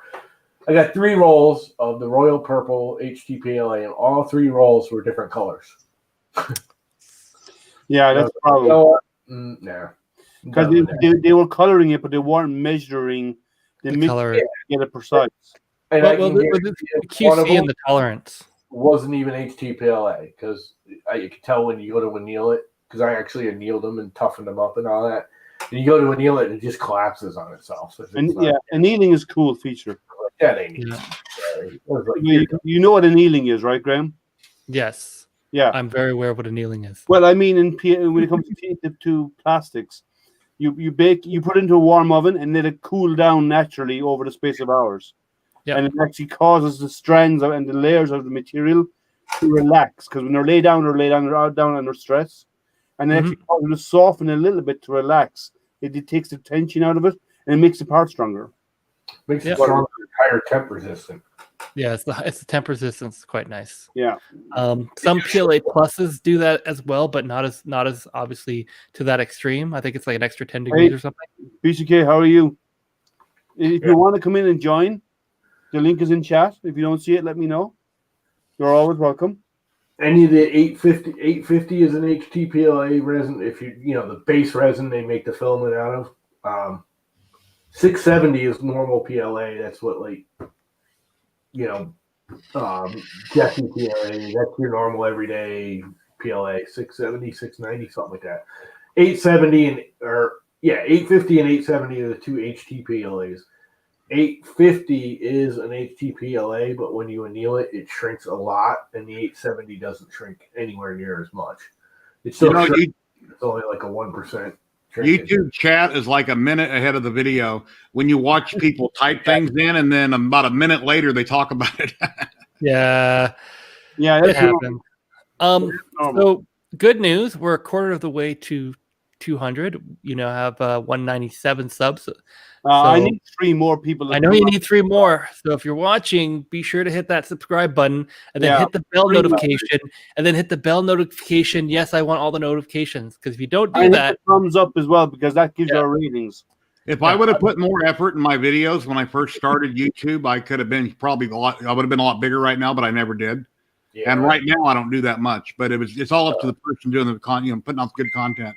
Some people don't have, look at a 3D print farm. He has this many videos and he's huge, but he has awesome content in every video. It all depends on your content, Well, like for me, I have it on my channel where I have, I would say, oh shoot, how many? I think I have something like 80 videos up there, but like 10 videos are like basically running my channel. And I have people say, you should make more of those videos. I'm like, I am trying to, but they take like 2 months to make. Like, you want the good quality content, you got to wait 2 months for it. So I have a whole bunch of intermittent stuff as well. Yeah. Otherwise, YouTube, like, are you not making content? And I'm like, yes, I am. Yeah, come on, guys. 3 more subscribes on YouTube. 3 more. Jamie, I'm not a big numbers person, but I'm so close to that number. I want to scratch that itch. I want to get over that number. I want to hit that number. I want to hit. I never really push numbers, but because I'm so close to it, I just want to get there. Like if it was 10 away from it, I'd say nothing. But 3 away from it, like, that's torture. Lama should be a lot bigger than he is. I mean, he's been doing this for a long time, a lot longer than all of us. Who has? Lama, the guy below you. I know, yeah. This guy right here. Yeah. Well, here's the thing. My first dozen videos or so I did under my old mountain biking video thing. Yeah. And then I started another channel with my actual name on it. Changed my emails because the company I had fastermac.com way back. Yeah. Now we're talking years ago. All right, you're at 199 now. Liam, make a ticker, have it run across the bottom the whole time saying, please like and subscribe. Just let it run. Yeah. I mean, I would, but I already have one for that. Okay, just let it run for a while. Yeah, just turn the ticker on. Yeah. I have one. Nothing matters. You just need the ticker to say subscribe. No, that would send me money. And when I say send me money, I mean send me money. Okay, so whoever's out there watching, call your mom or your dad or whoever's out there and say, please go to this channel and click subscribe because I'm 1 away. You know what? We joke about this, but I actually have a couple different accounts. Give me a second here. I do too. I have 4. All right, that's boom, 200. Have a nice day. I've only got 1. And my wife has 1. I only got 1 too. There you go. You have 200. Different subjects. Number. Now I'm happy. There you go. We can talk about 3D printing again now. I was at 188. Yeah, let me guys show you something. Yeah? Hold on, let me change my camera. We're getting a close-up of his face. Oh, yeah, I know. That's scary. What else we got here? Somebody keeps dinging me. Nice. Hey, it's cool. That's a nice image. And you have, and there we go. I've done my civic duty for the night. You have a spare. You know what that reminds me of? How I want to do one. I want to take a Yes album. I don't know if you guys are old enough to remember Yes. Take one of the Yes albums and make a list of Fame out of them. How long did that take to print, Matt? 2 days. That's not bad. It's very large. Yeah. Do you have something to show beside it for size? Yeah, hold on a second. Takes over most of the print bed on the y-axis. It looks like. Yeah, I mean, I just everyone has different sizes of printers, and I'm not familiar with them all. So that's an A20, isn't it? You have A30. A30M, yeah. Yeah, A30 Pro. A30 Pro I have. Or the Pro, silent board. Okay. Yeah. Yeah. Let me get a measuring tape quick. Yeah, everyone likes it. Daniel says he likes it. Woo. Yeah, there we go. Nice one. So do you see the light he has on his ceiling there? Yes. That's actually a lithophane. Oh, His lampshade on the ceiling. yeah. I have not gotten into lithopanes yet. Lithophanes are cool. They're cool. It's slow, but they can be really nice. Yeah. There you go. Now that's This is centimeters. strong. Yeah, the centimeters and inches. That's the 15-inch ruler, I think. No, 12-inch. 12-inch. Okay. Foot long. It's like a Subway sandwich. Stand a Subway sandwich beside it. Nice. Very nice. That's more. Yeah. That's about 10. What is it? 9.5, 10 inches? Yeah. It's actually 28 centimeters by 22 centimeters, I think it's going to be. I'd have to break out a ruler and see what that is since I'm in America. That's 11 by 22, you said, high? Yeah. Yeah. 11 by 8.5.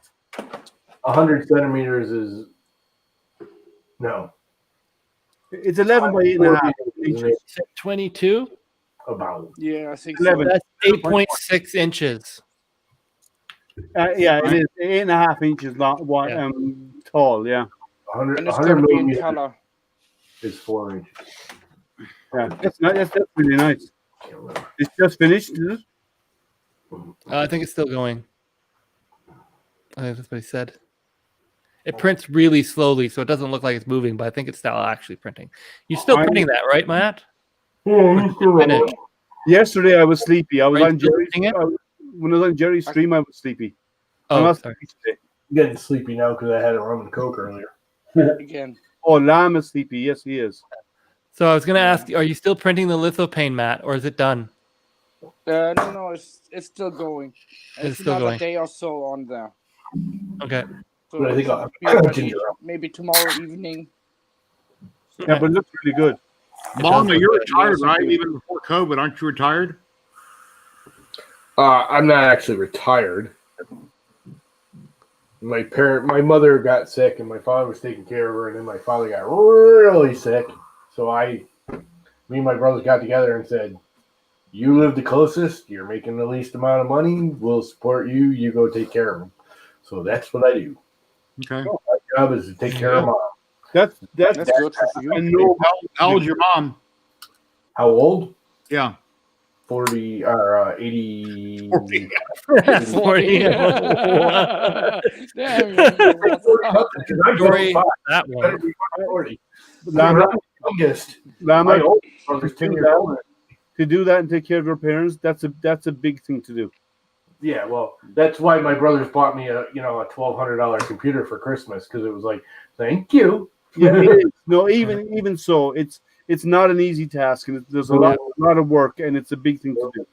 It My was mom had dementia right before she died and was really sad. She played the piano beautifully for so many years, and then when she tried and she had dementia, it's like bang, bang, and it was horrible. Yeah. My father got dementia and Parkinson's and all of that the last year and a half, 2 years. And here's a strange story. When she passed away, she was in a recovery hospital right before you come home. I forget what they call that, a hospice or something. Yeah. And she passed away there, and I went down and seen her when they were taking her out. And when my sister went to the funeral home to see about making arrangements and getting my mom's wedding rings from her, because my dad died when I was 17, but my mom always wore her rings. The lady comes out and she goes, "Well, they weren't there." She goes, "What do you mean?" And she went in the back room in the back and checked on her. She had them clutched in her hand.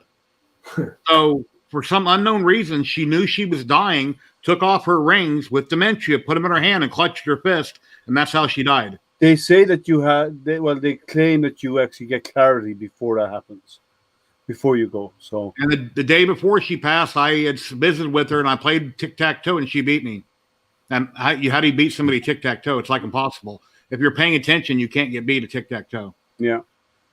So anyway. Yeah, but it is hard. That's a big thing you're doing, Lama. If I'd stand up, but I'll be doing to show you my gut. So I'll give you a sitting ovation instead of a standing one. Yeah, I raised my son from the time he was 3. I was Mr. Mom. Yeah, and that's hard too.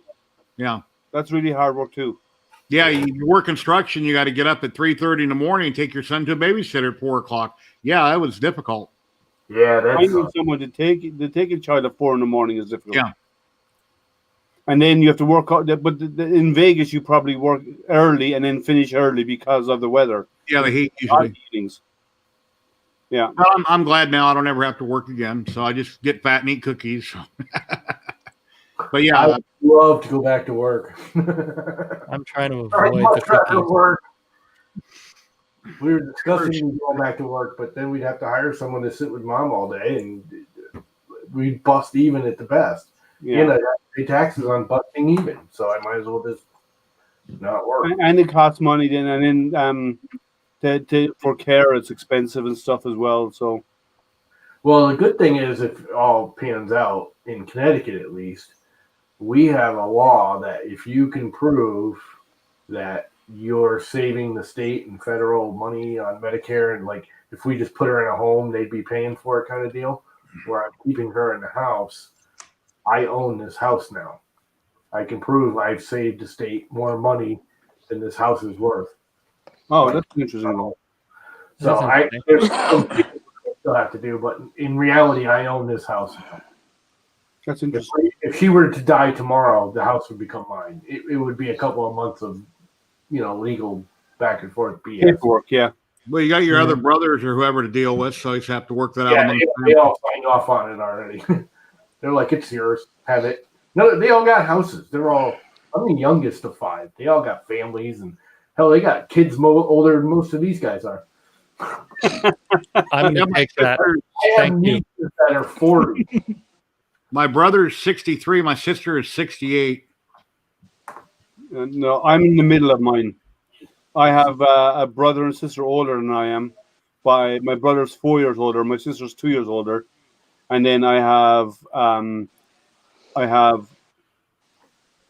a brother and 2 sisters younger. Well, No, I'm 50. big family. I'm 50. How old am I? 56. Yeah, 56. That mental catching up on you. You always get looked down on by your elder brothers or sisters. No matter how old you get, you always look down on like you're the baby of the family. Yeah, no, they don't look down at me. No, I've never had that either. I'm the oldest, and they still look at me as a baby. You keep going, oh, you're getting old. It's like, yeah, but you're so much older. Yeah, like my sister, we were born 2 years apart, but on the same. My older sister, we're born 2 years apart, but on the same day. So I call her my big little sister. Big being my older sister, and little sister because she only comes up to hearing me. Yeah, I said that too. But yeah, 2 years apart, 2 years and 1 hour apart. We were born. That's pretty cool in a way. Yeah. And the funny thing in my family, we go boy, girl, girl, boy. So I always make fun of my parents, like when they were alive, say, you guys, you got the timing wrong in the last one.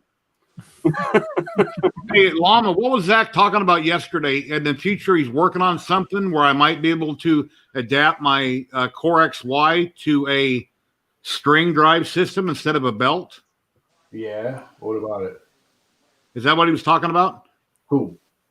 Zach was on my stream yesterday. Yeah, you can. You can convert any printer to a string drive if you really want to. I mean, don't get me wrong. I think the string drive's cool, and I'd consider doing it, but it's not. There's no. It's a gimmick. I don't know why I burned my belt. I just replaced them a few months ago. I've only done a few prints, and I got belt debris everywhere, and I didn't have them that tight. They're harder than hell to tighten, but I must have had them pretty tight. Yeah, no, the string drive is great. If you're into it, it works. It works beautifully. There's definitely some advantages to it over like how about the chain drive? Belts, huh?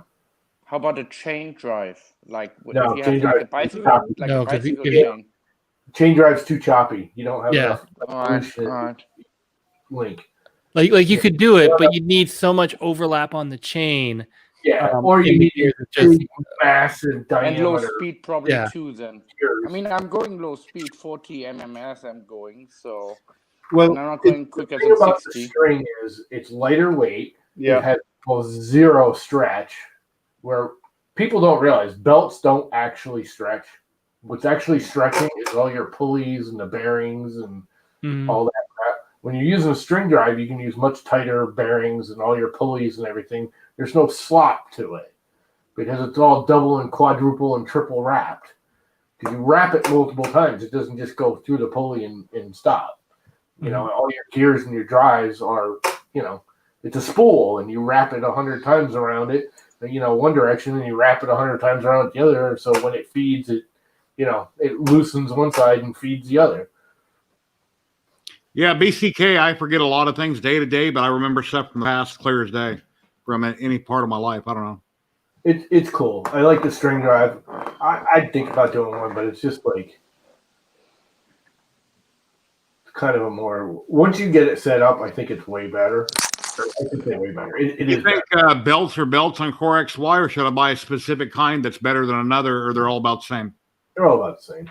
If you can afford the gates, get gates. Gates are definitely better. They're more stable. Yeah. But just get any decent quality fiberglass reinforced. Do not do steel reinforced. They actually make it worse, not better. It's stiffer, yeah. They're too stiff. They won't bend around your pulleys properly. They're made for big. Again, they're made for big, round. Big, yeah.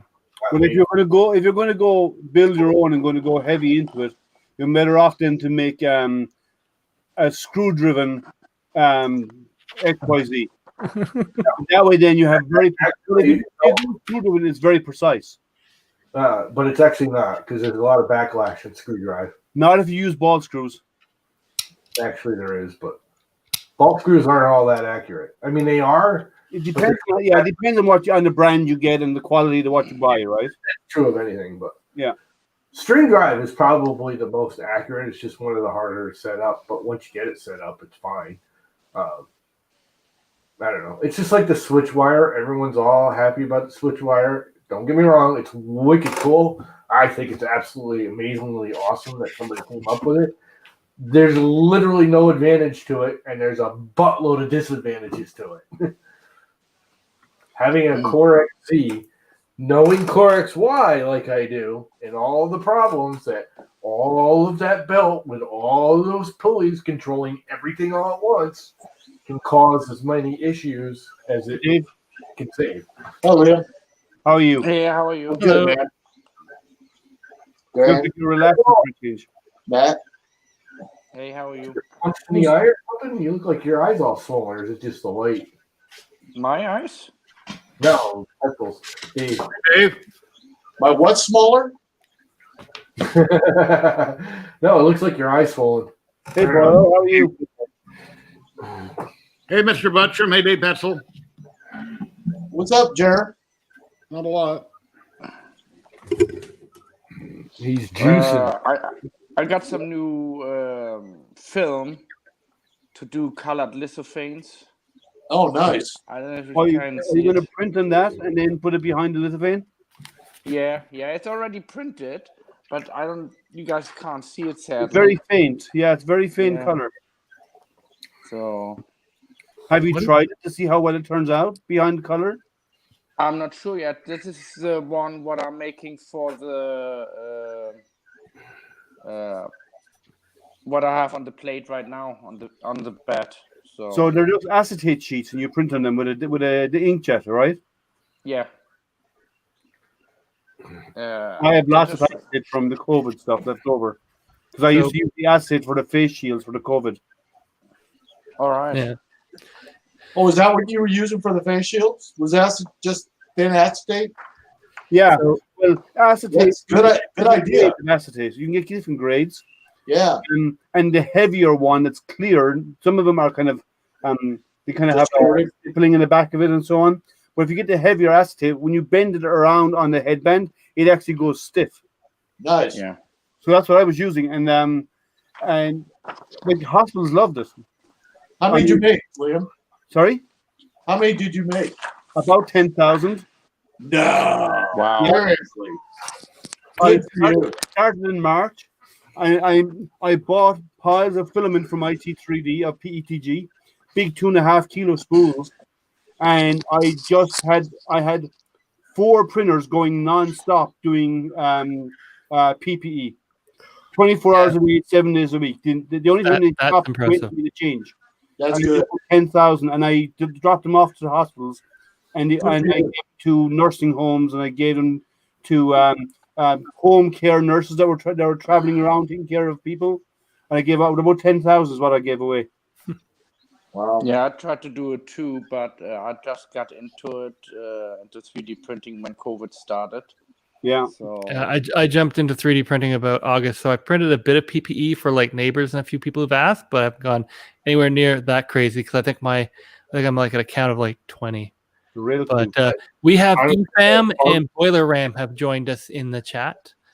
So hello and welcome. And apparently they've already said that they've told Llama to buy a Hypercube Evo. Yeah, that's what I have right here behind me from Ziltech 4x4x5. Yeah, he bought a Hypercube Evo. He's starting to. Yeah, so that discussion. He's into it. Cool. So once you get it dialed in, printing right, it prints great. Yeah, no. Of all the Core XY, although I got to say, watching the last couple of days, thank God there's something new out. The new Creality Ender 6 that's a Core XY, that is really, the more I'm watching it, I mean, I'm not the biggest fan of Creality. I'm not against Creality. They're just blah machines. I mean, Ender 3 is a good machine. There's no denying it. It's a good, cheap, good starter printer, blah, blah, blah. But the rest of them are all like, whatever. It's just like every other thing. I mean, again, they work, but they're just, but that Ender 6 Core XY is looking really beefy and nice. The only problem I have with the Ender 6 that they've released is it's released. The print area is small. It's not. It's 290 cubed. That's small. Is that the one Tim was 300? Sorry, I print big. I print a lot of like the stuff. I do a lot of stuff as you know for the blind. They will not fit on that. Each of these hemispheres are 30 centimeters. You're not gonna do it on a CR10 or anything either. Then no, I have an Ender 5 Plus, and it'll fit the Ender 5 Plus. I have a longer LK1. It'll fit on that. I have a JG Maker A1, which it'll fit on that as well. How were those Tronxies? The Tron XYs. Which ones? Whatever.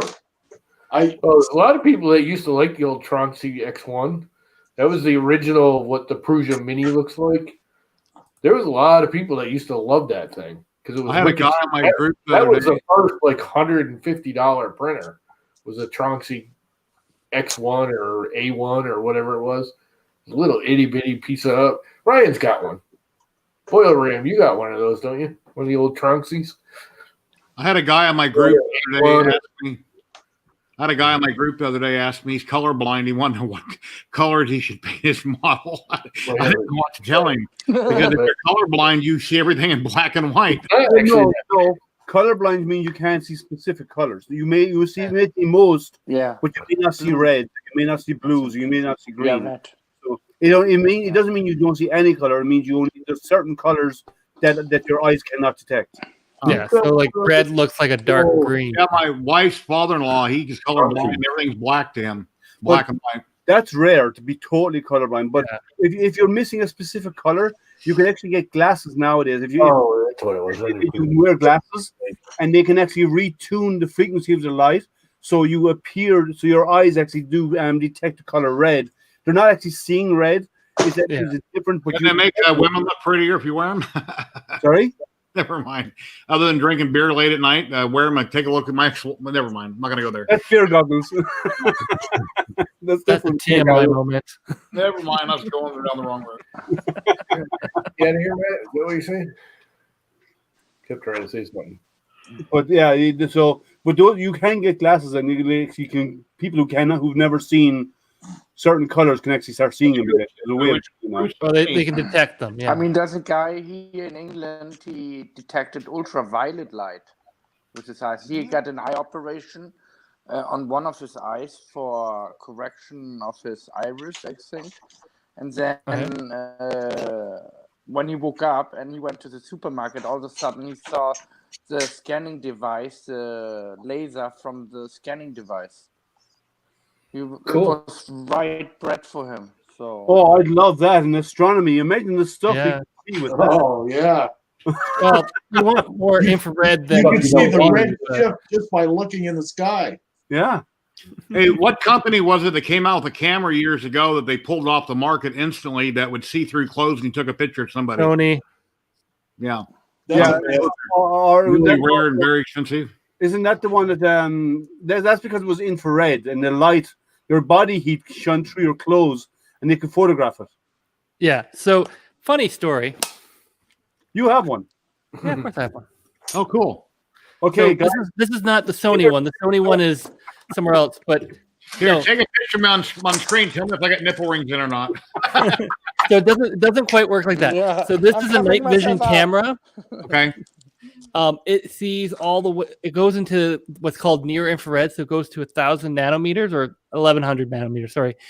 So it sees red, green, blue, and the near infrared, and it does it really well. Now, the problem with the Sony one was that it actually, when it went to infrared, it actually put a filter in front that allowed it to basically block the blue and the green, but only see the red and the deep and the infrared, because it's right beside red. And that's why I was able to see through clothes, because it got rid of all the other colors you would normally see that would then block that infrared image. And it was like, yeah, here you can see right through it.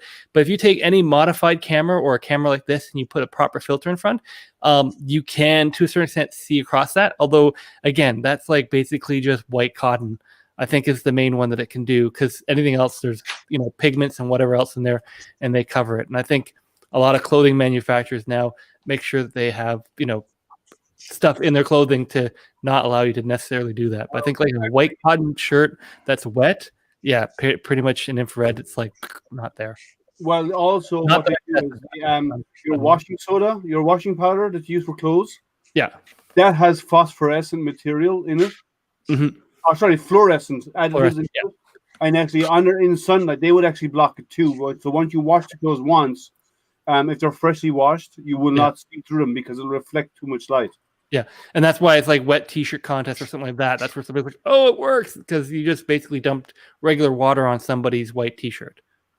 Yeah, you wipe out the Phosphorescence. the fluorescence. Fluorescence, yeah, Yeah, you're correct. Fluorescence. fluorescence glow in the dark. Yeah. So, Okay, then.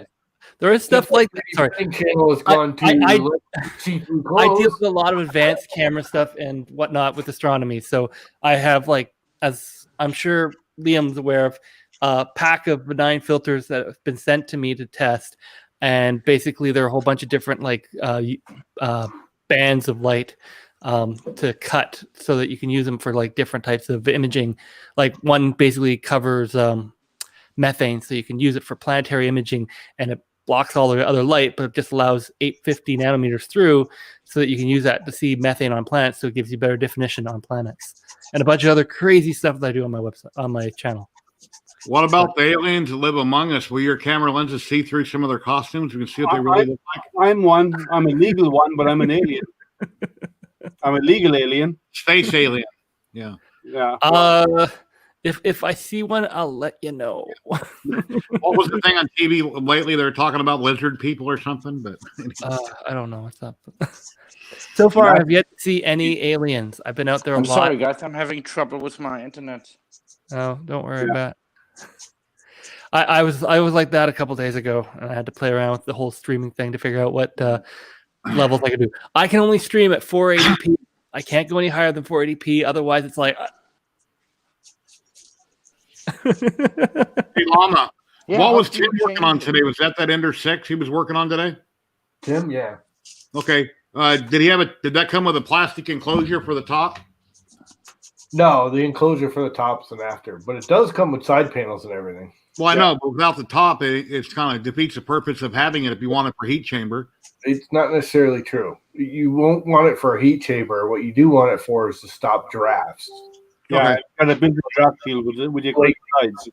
Like this thing, when I yeah, there you go, Tom. Knock the whole camera over. If I go to print polycarbonate on this, I can print polycarbonate on it by just blocking the side panel so there's no draft. Okay. You don't need to heat it necessarily. You just need to keep the air stagnant in it. So the heat coming off the bed around the print's enough to be fine. Well, the bed heat usually, depending on how big it is enough to heat it. Guys, point. guys, for those of you who know Spring, reach out to her on Facebook, everybody. It's her birthday today. I do not know who Spring is. Didn't I already say that? Maybe I did. She's on it with G-Tech. For those of you who know her, ping her and wish her a happy birthday. I just found out today is her birthday. Oh, it's I'm just not. gonna say happy birthday. It's her morning already, so. I think I'm friends with her on Facebook. Pretty Yeah, sure. you probably are.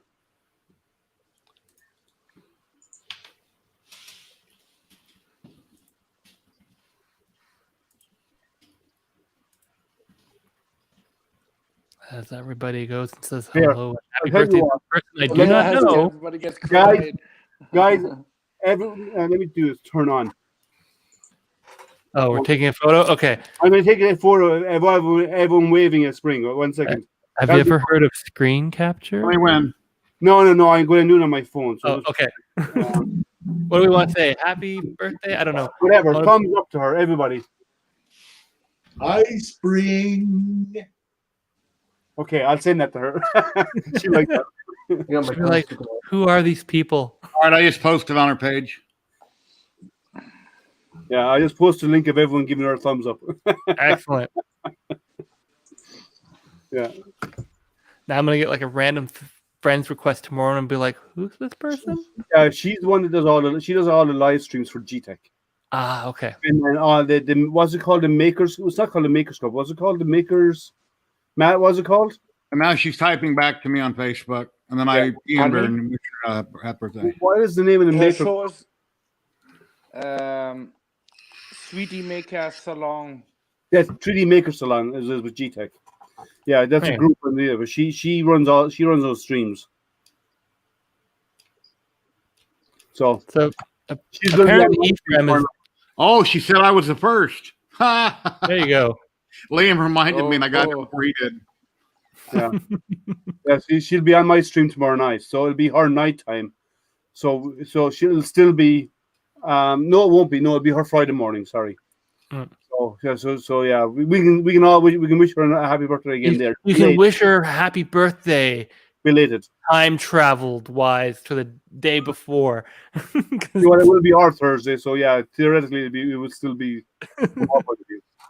So I have a friend, and I just have to keep an eye on him for about 48 hours around April Fools, because he's like, at the minute it's April 1st somewhere, to the minute it's no longer, it's April 1st, like somewhere, like, you know, that 48-hour window, kind of like where it's April 1st somewhere. Yeah, you gotta watch out for him, because he's like a little trickster, and he'll be like, da, da, da, da, da, and you're like, oh no, April 1st is done. That's a real post now. And you're like, nope. yeah, What was everybody here? What was your one April Fool joke that you called somebody up or told them on April Fools to try to get them to believe something happened or whatever? You guys didn't see my April Fool's joke, did you? I What don't was think I did one this year. I'm trying to think here. Oh, it's been years. It's not been. I remember doing them when I was younger, but they were like silly things, like, "Oh, look, here's this news article, and you know it's fake," and you're like, no, or you know, when I worked construction, they did what I used to do one. We get in carpentry. Well, in Ireland anyway. I don't know what you call it here, but in Ireland, there's a stuff you can get. It's called knotting, and what you do is you paint it onto the knots in the wood so the sap won't seep out of them on cut pine or whatever. And so what we used to do to the new guy on the construction side, because he did some construction when I was younger, because my dad worked in construction, and we turn around, we'd send the new guy over, the new laborer over, and we'd ask him, like, we make jokes to him all week, but on April 1st we send him up to the foreman and ask for a can of knotting, and he'd say, I'm not doing it, and because he's been joked on all week, and then you ask him a few times, he doesn't, so you go over, you get the can and bring it back, and he sees it, and then from the rest of the week on, he believes everything else you're going to tell him. So you walk everything all over again.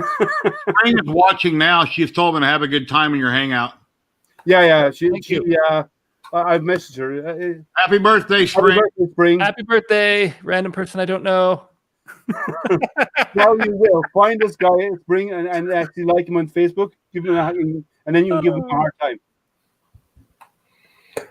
But Yeah. So we used to do stuff like that, especially in the construction site. But Hey, it's the workplace to do it. Matt. I'm Glenn. Yeah. Did you get a friend request for David Petzel, the man sitting next to you? Oh, No, yeah, I never got a friend request from you. Yesterday, you wanted to ask him something, Matt. There he is. Yeah, I couldn't find you. Could you send me a link to your Facebook? I Put did. it in private. Put it in private chat, and you can see it from there. Yeah, I sent a link yesterday to him for Facebook. Oh, all right. So how I many have of to you check actually because saw my April Fools this year? Sorry. How many of you actually saw my April Fools this year? No, I did not. Remind me, maybe I'll remember. Where is it? He's looking for it. No, I called up my boss years ago when I was a delivery driver and told him I got in a bad wreck, et cetera, et cetera. Then I told my wife I wrecked her car when I first bought it for her. So I've done a few things like that on people. Yeah, I haven't done that. We, like I said, we made fun of people and. Hey, Clint. Hey, Spring. Here, share my screen, Liam. And I'll show you my April Fool's joke. Hey, Spring, happy birthday. William is drunk. No. Just 1 second, Lama. There you go. That's a good one. I gotta figure out Al how Gore to... and Bill Clinton played NBA. That's funny. Here's your Lama's screen. Just 1 second. There you go. It didn't work. What happened? You clicked on the wrong one. Oh, it's not. I know what I gotta do. Get info. Try again. Yeah, well, it's all the new. I don't have anything tied to it yet. Whatever. And while he's doing that, if you're watching the stream, don't forget to hit the subscribe button so that Liam can get a few more subscribers. We are over the 200 mark, but Yeah, I'm at 102 or 202. So I've breached the 200 mark. So I'm elated. There you go. It's been hanging so close for so long. There. Over that number. There we go. When I get like 490 more subscribers or get close to it, around 2,500, I'm going to have a big giveaway. I'll contact a lot of different companies that I know of and see what they would like to donate to the giveaway when I get closer. Let's try that again. Are you ready, Lama? Just make sure you have some Canadian companies There in it there. is. Okay. Okay, let's try that again. Oh, yeah.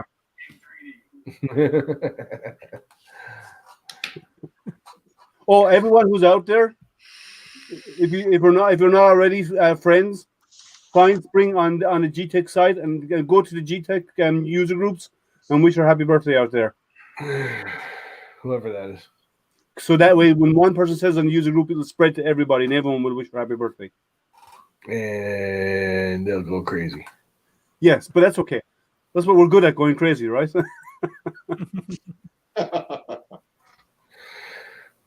Fun King, yep. You guys probably didn't get the sound with that, but No. No, we kind of got a bit.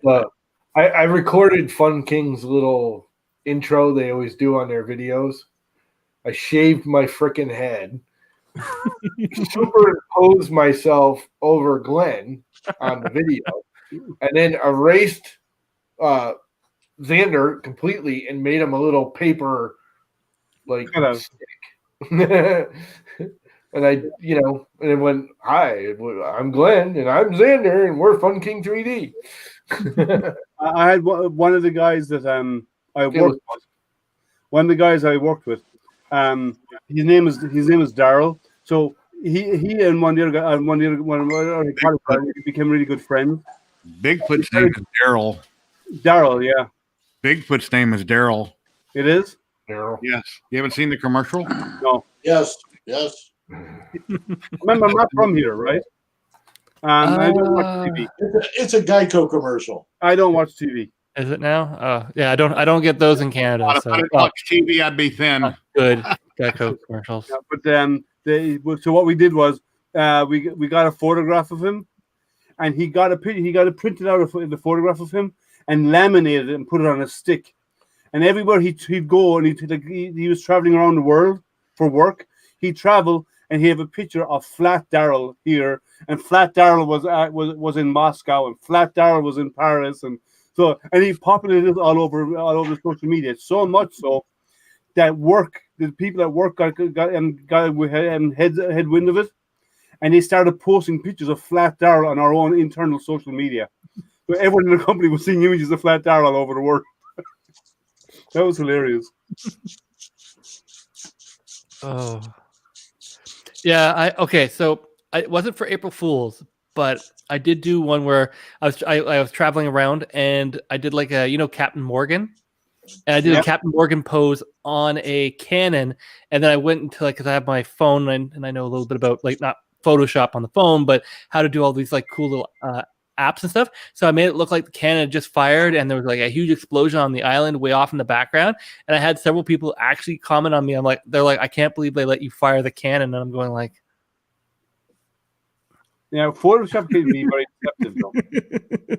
Yeah, nowadays you don't know what you're seeing or hearing, or whether it's on TV or on social media, whether it's real. Anything can be fake. Oh, absolutely! I love how people post all these pictures of nature and how pretty all the trees and flowers are. It's probably fake. Yeah. Well, here's the thing: you can do quite a bit that's fake or composite. I know, recently there was the great conjunction of Jupiter and Saturn, and I can't tell you as an astronomer how many photos I saw where they literally just took a photo of Jupiter and a photo of Saturn from some other time, and they were like, look, they're in the same frame. This is the amazing picture I took. And I'm going no. You see that conjunction? I saw it 2 days before it happened because obviously clouds. So I did take a picture, and it was basically I put together an HDR picture of it. But there's some people that were taking pictures they had taken at opposition when it was closest and the biggest.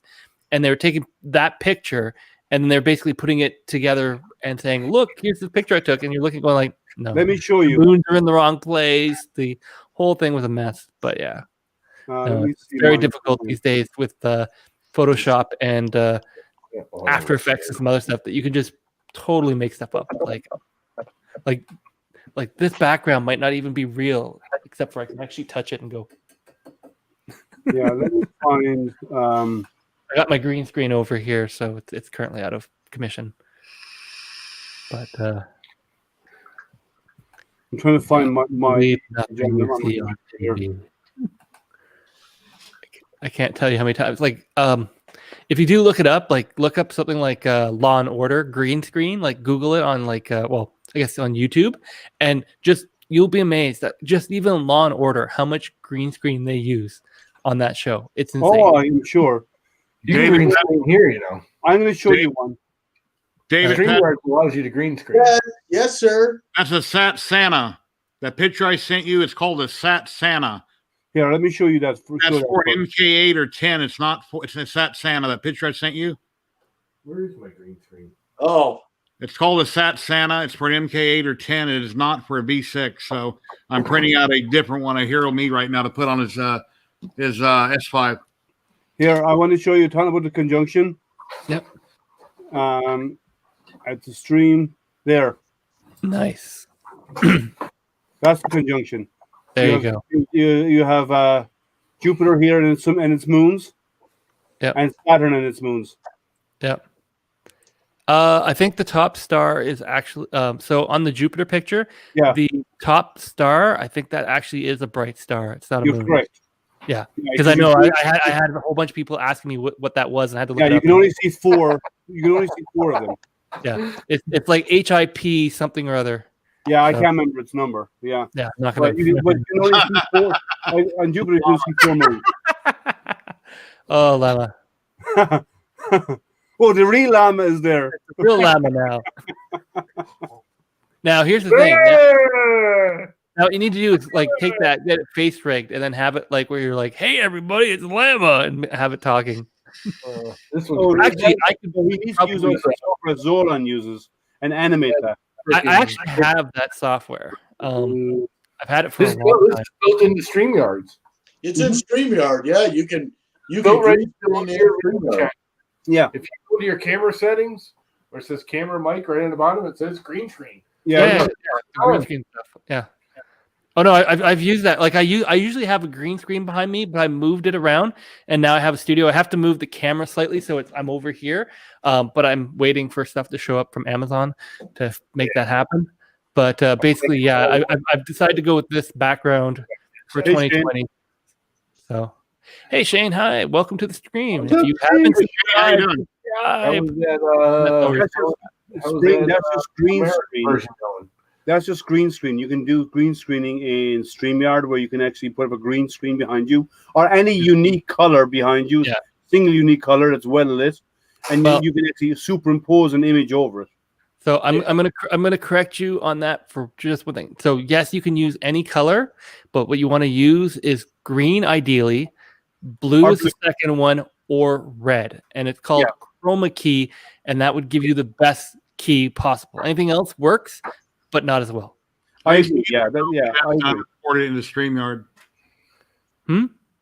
Before StreamYard had the feature, I would run OBS. I would load up the chroma key, and then I would go to StreamYard and pick that camera. Yeah, no, I have it where I have a couple apps that I can sort of do that before it goes from a virtual camera thing. But the other thing you can do is Luma key, which is a white or black screen, but don't use black, use white, and just make sure you don't have any white light on you. You can do that. But Mama explained to Spring how you did that because she uses StreamYard too in China. No, she uses your cam mic settings at the bottom. You have your mute, stop cam, mic. You go into that. You'll see it. It's the bottom of the list right there. It says green screen. You just turn it on. Now, one thing to note, not all Macs have a powerful enough graphics card to do screen screening. Yeah, Windows machines generally do. Not all they do. I did it on my old Mac Mini. It was a 2000. I have a Mac in front of me. I cannot do it on my Mac, and my Mac won't. Why can't you do it on your Mac? What Mac? Because it will not support it. What Mac is it? It's a MacBook Pro. What year? What model? What? 2019. I got my Mac Air right here. I don't know if it can do it. This 2010 did it. I'm telling you, on StreamYard, it doesn't do it.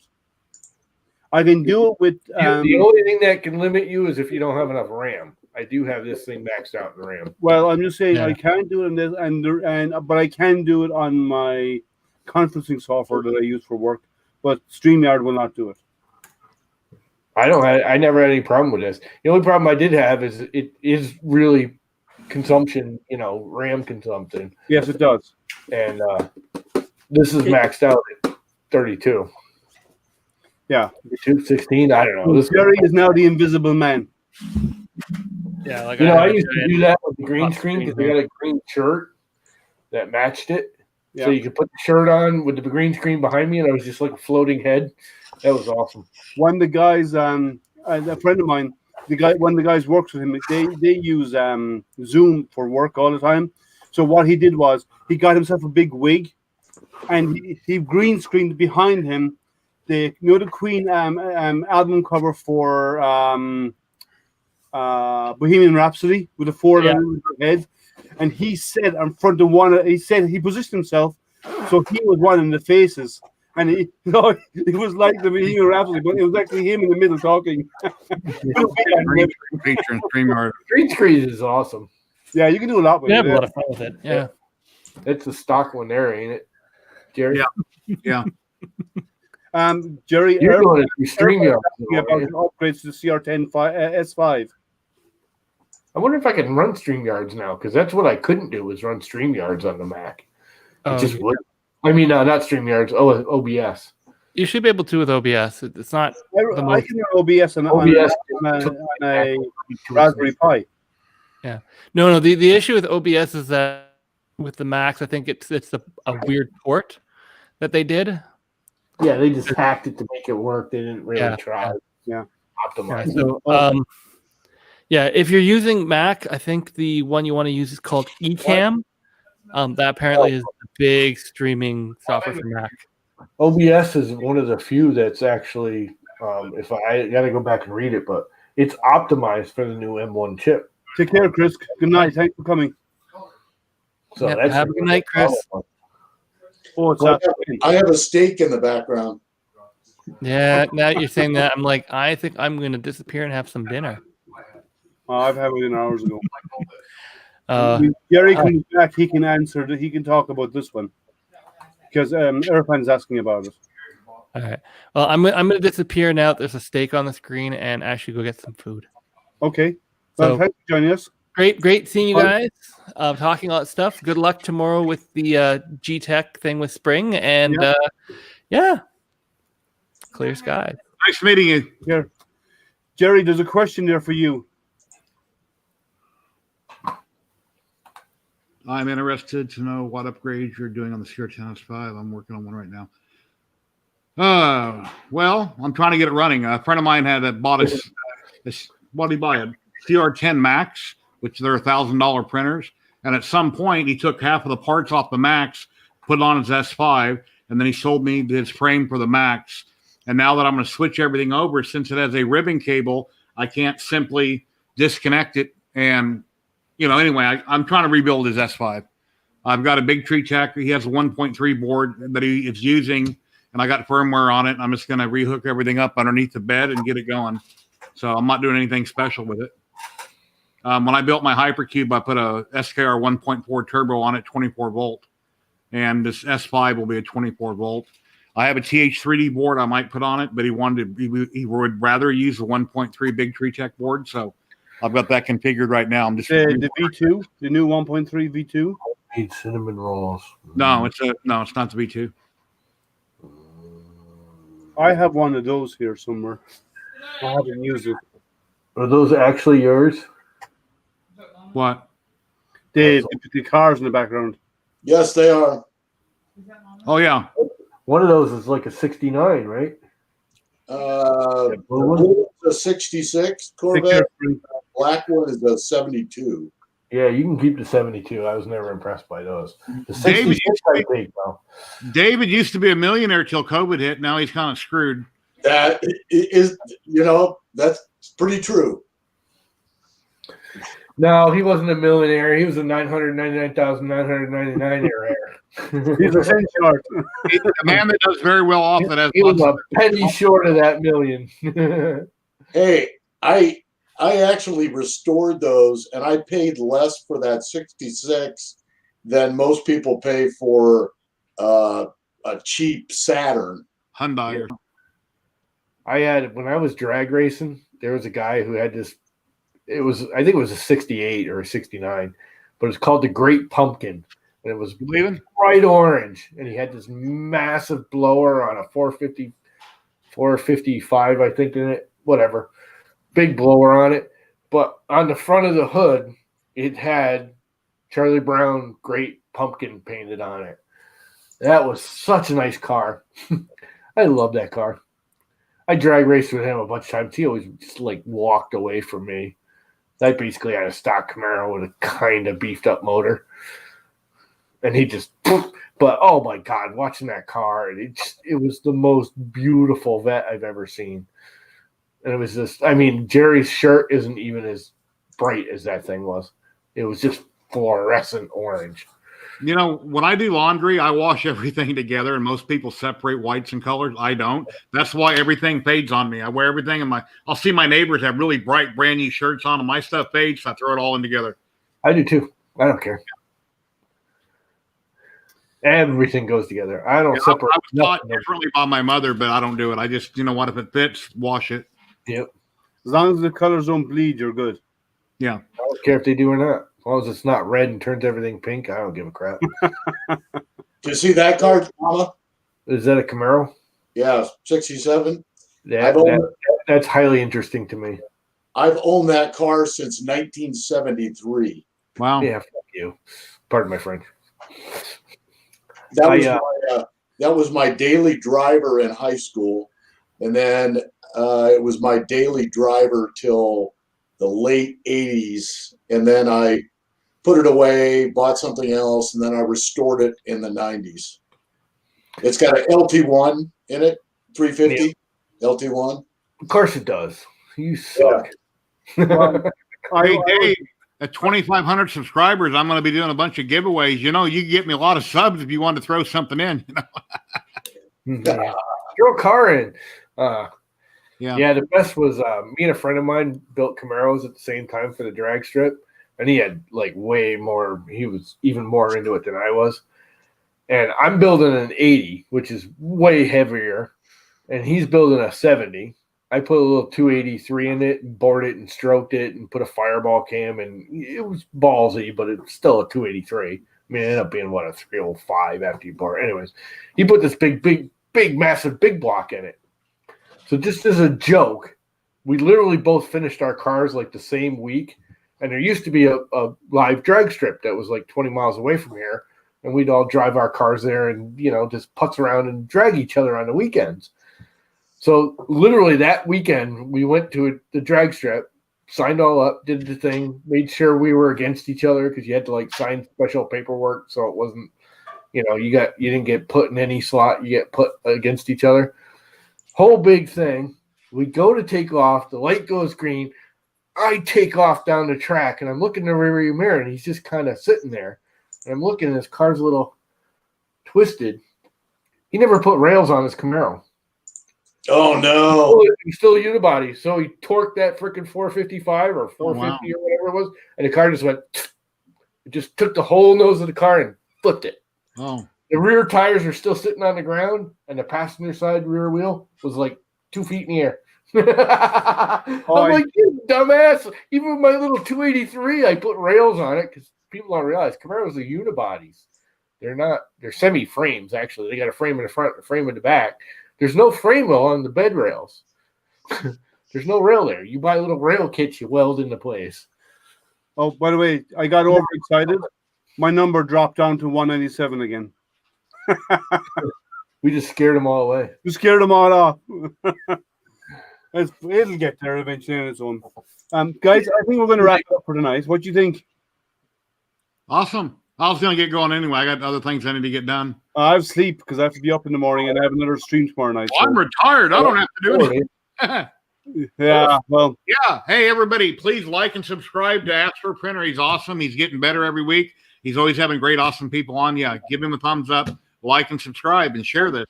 And be on tomorrow night. For the next 5 weeks, I have G-Tech on tomorrow. Next week, I have Or Tour. The week after that, I have 3D Chameleon. The week after that, I have Weedo. And then the week after that, again, I have what's their names? You tell me. What is your name? So that's what I have for the next 5 weeks lined up. Well, take care. Thank you, guys. Appreciate it. All right, have a good one. Bye. I can't stay up until Joel. Yeah. I'll be sleeping later.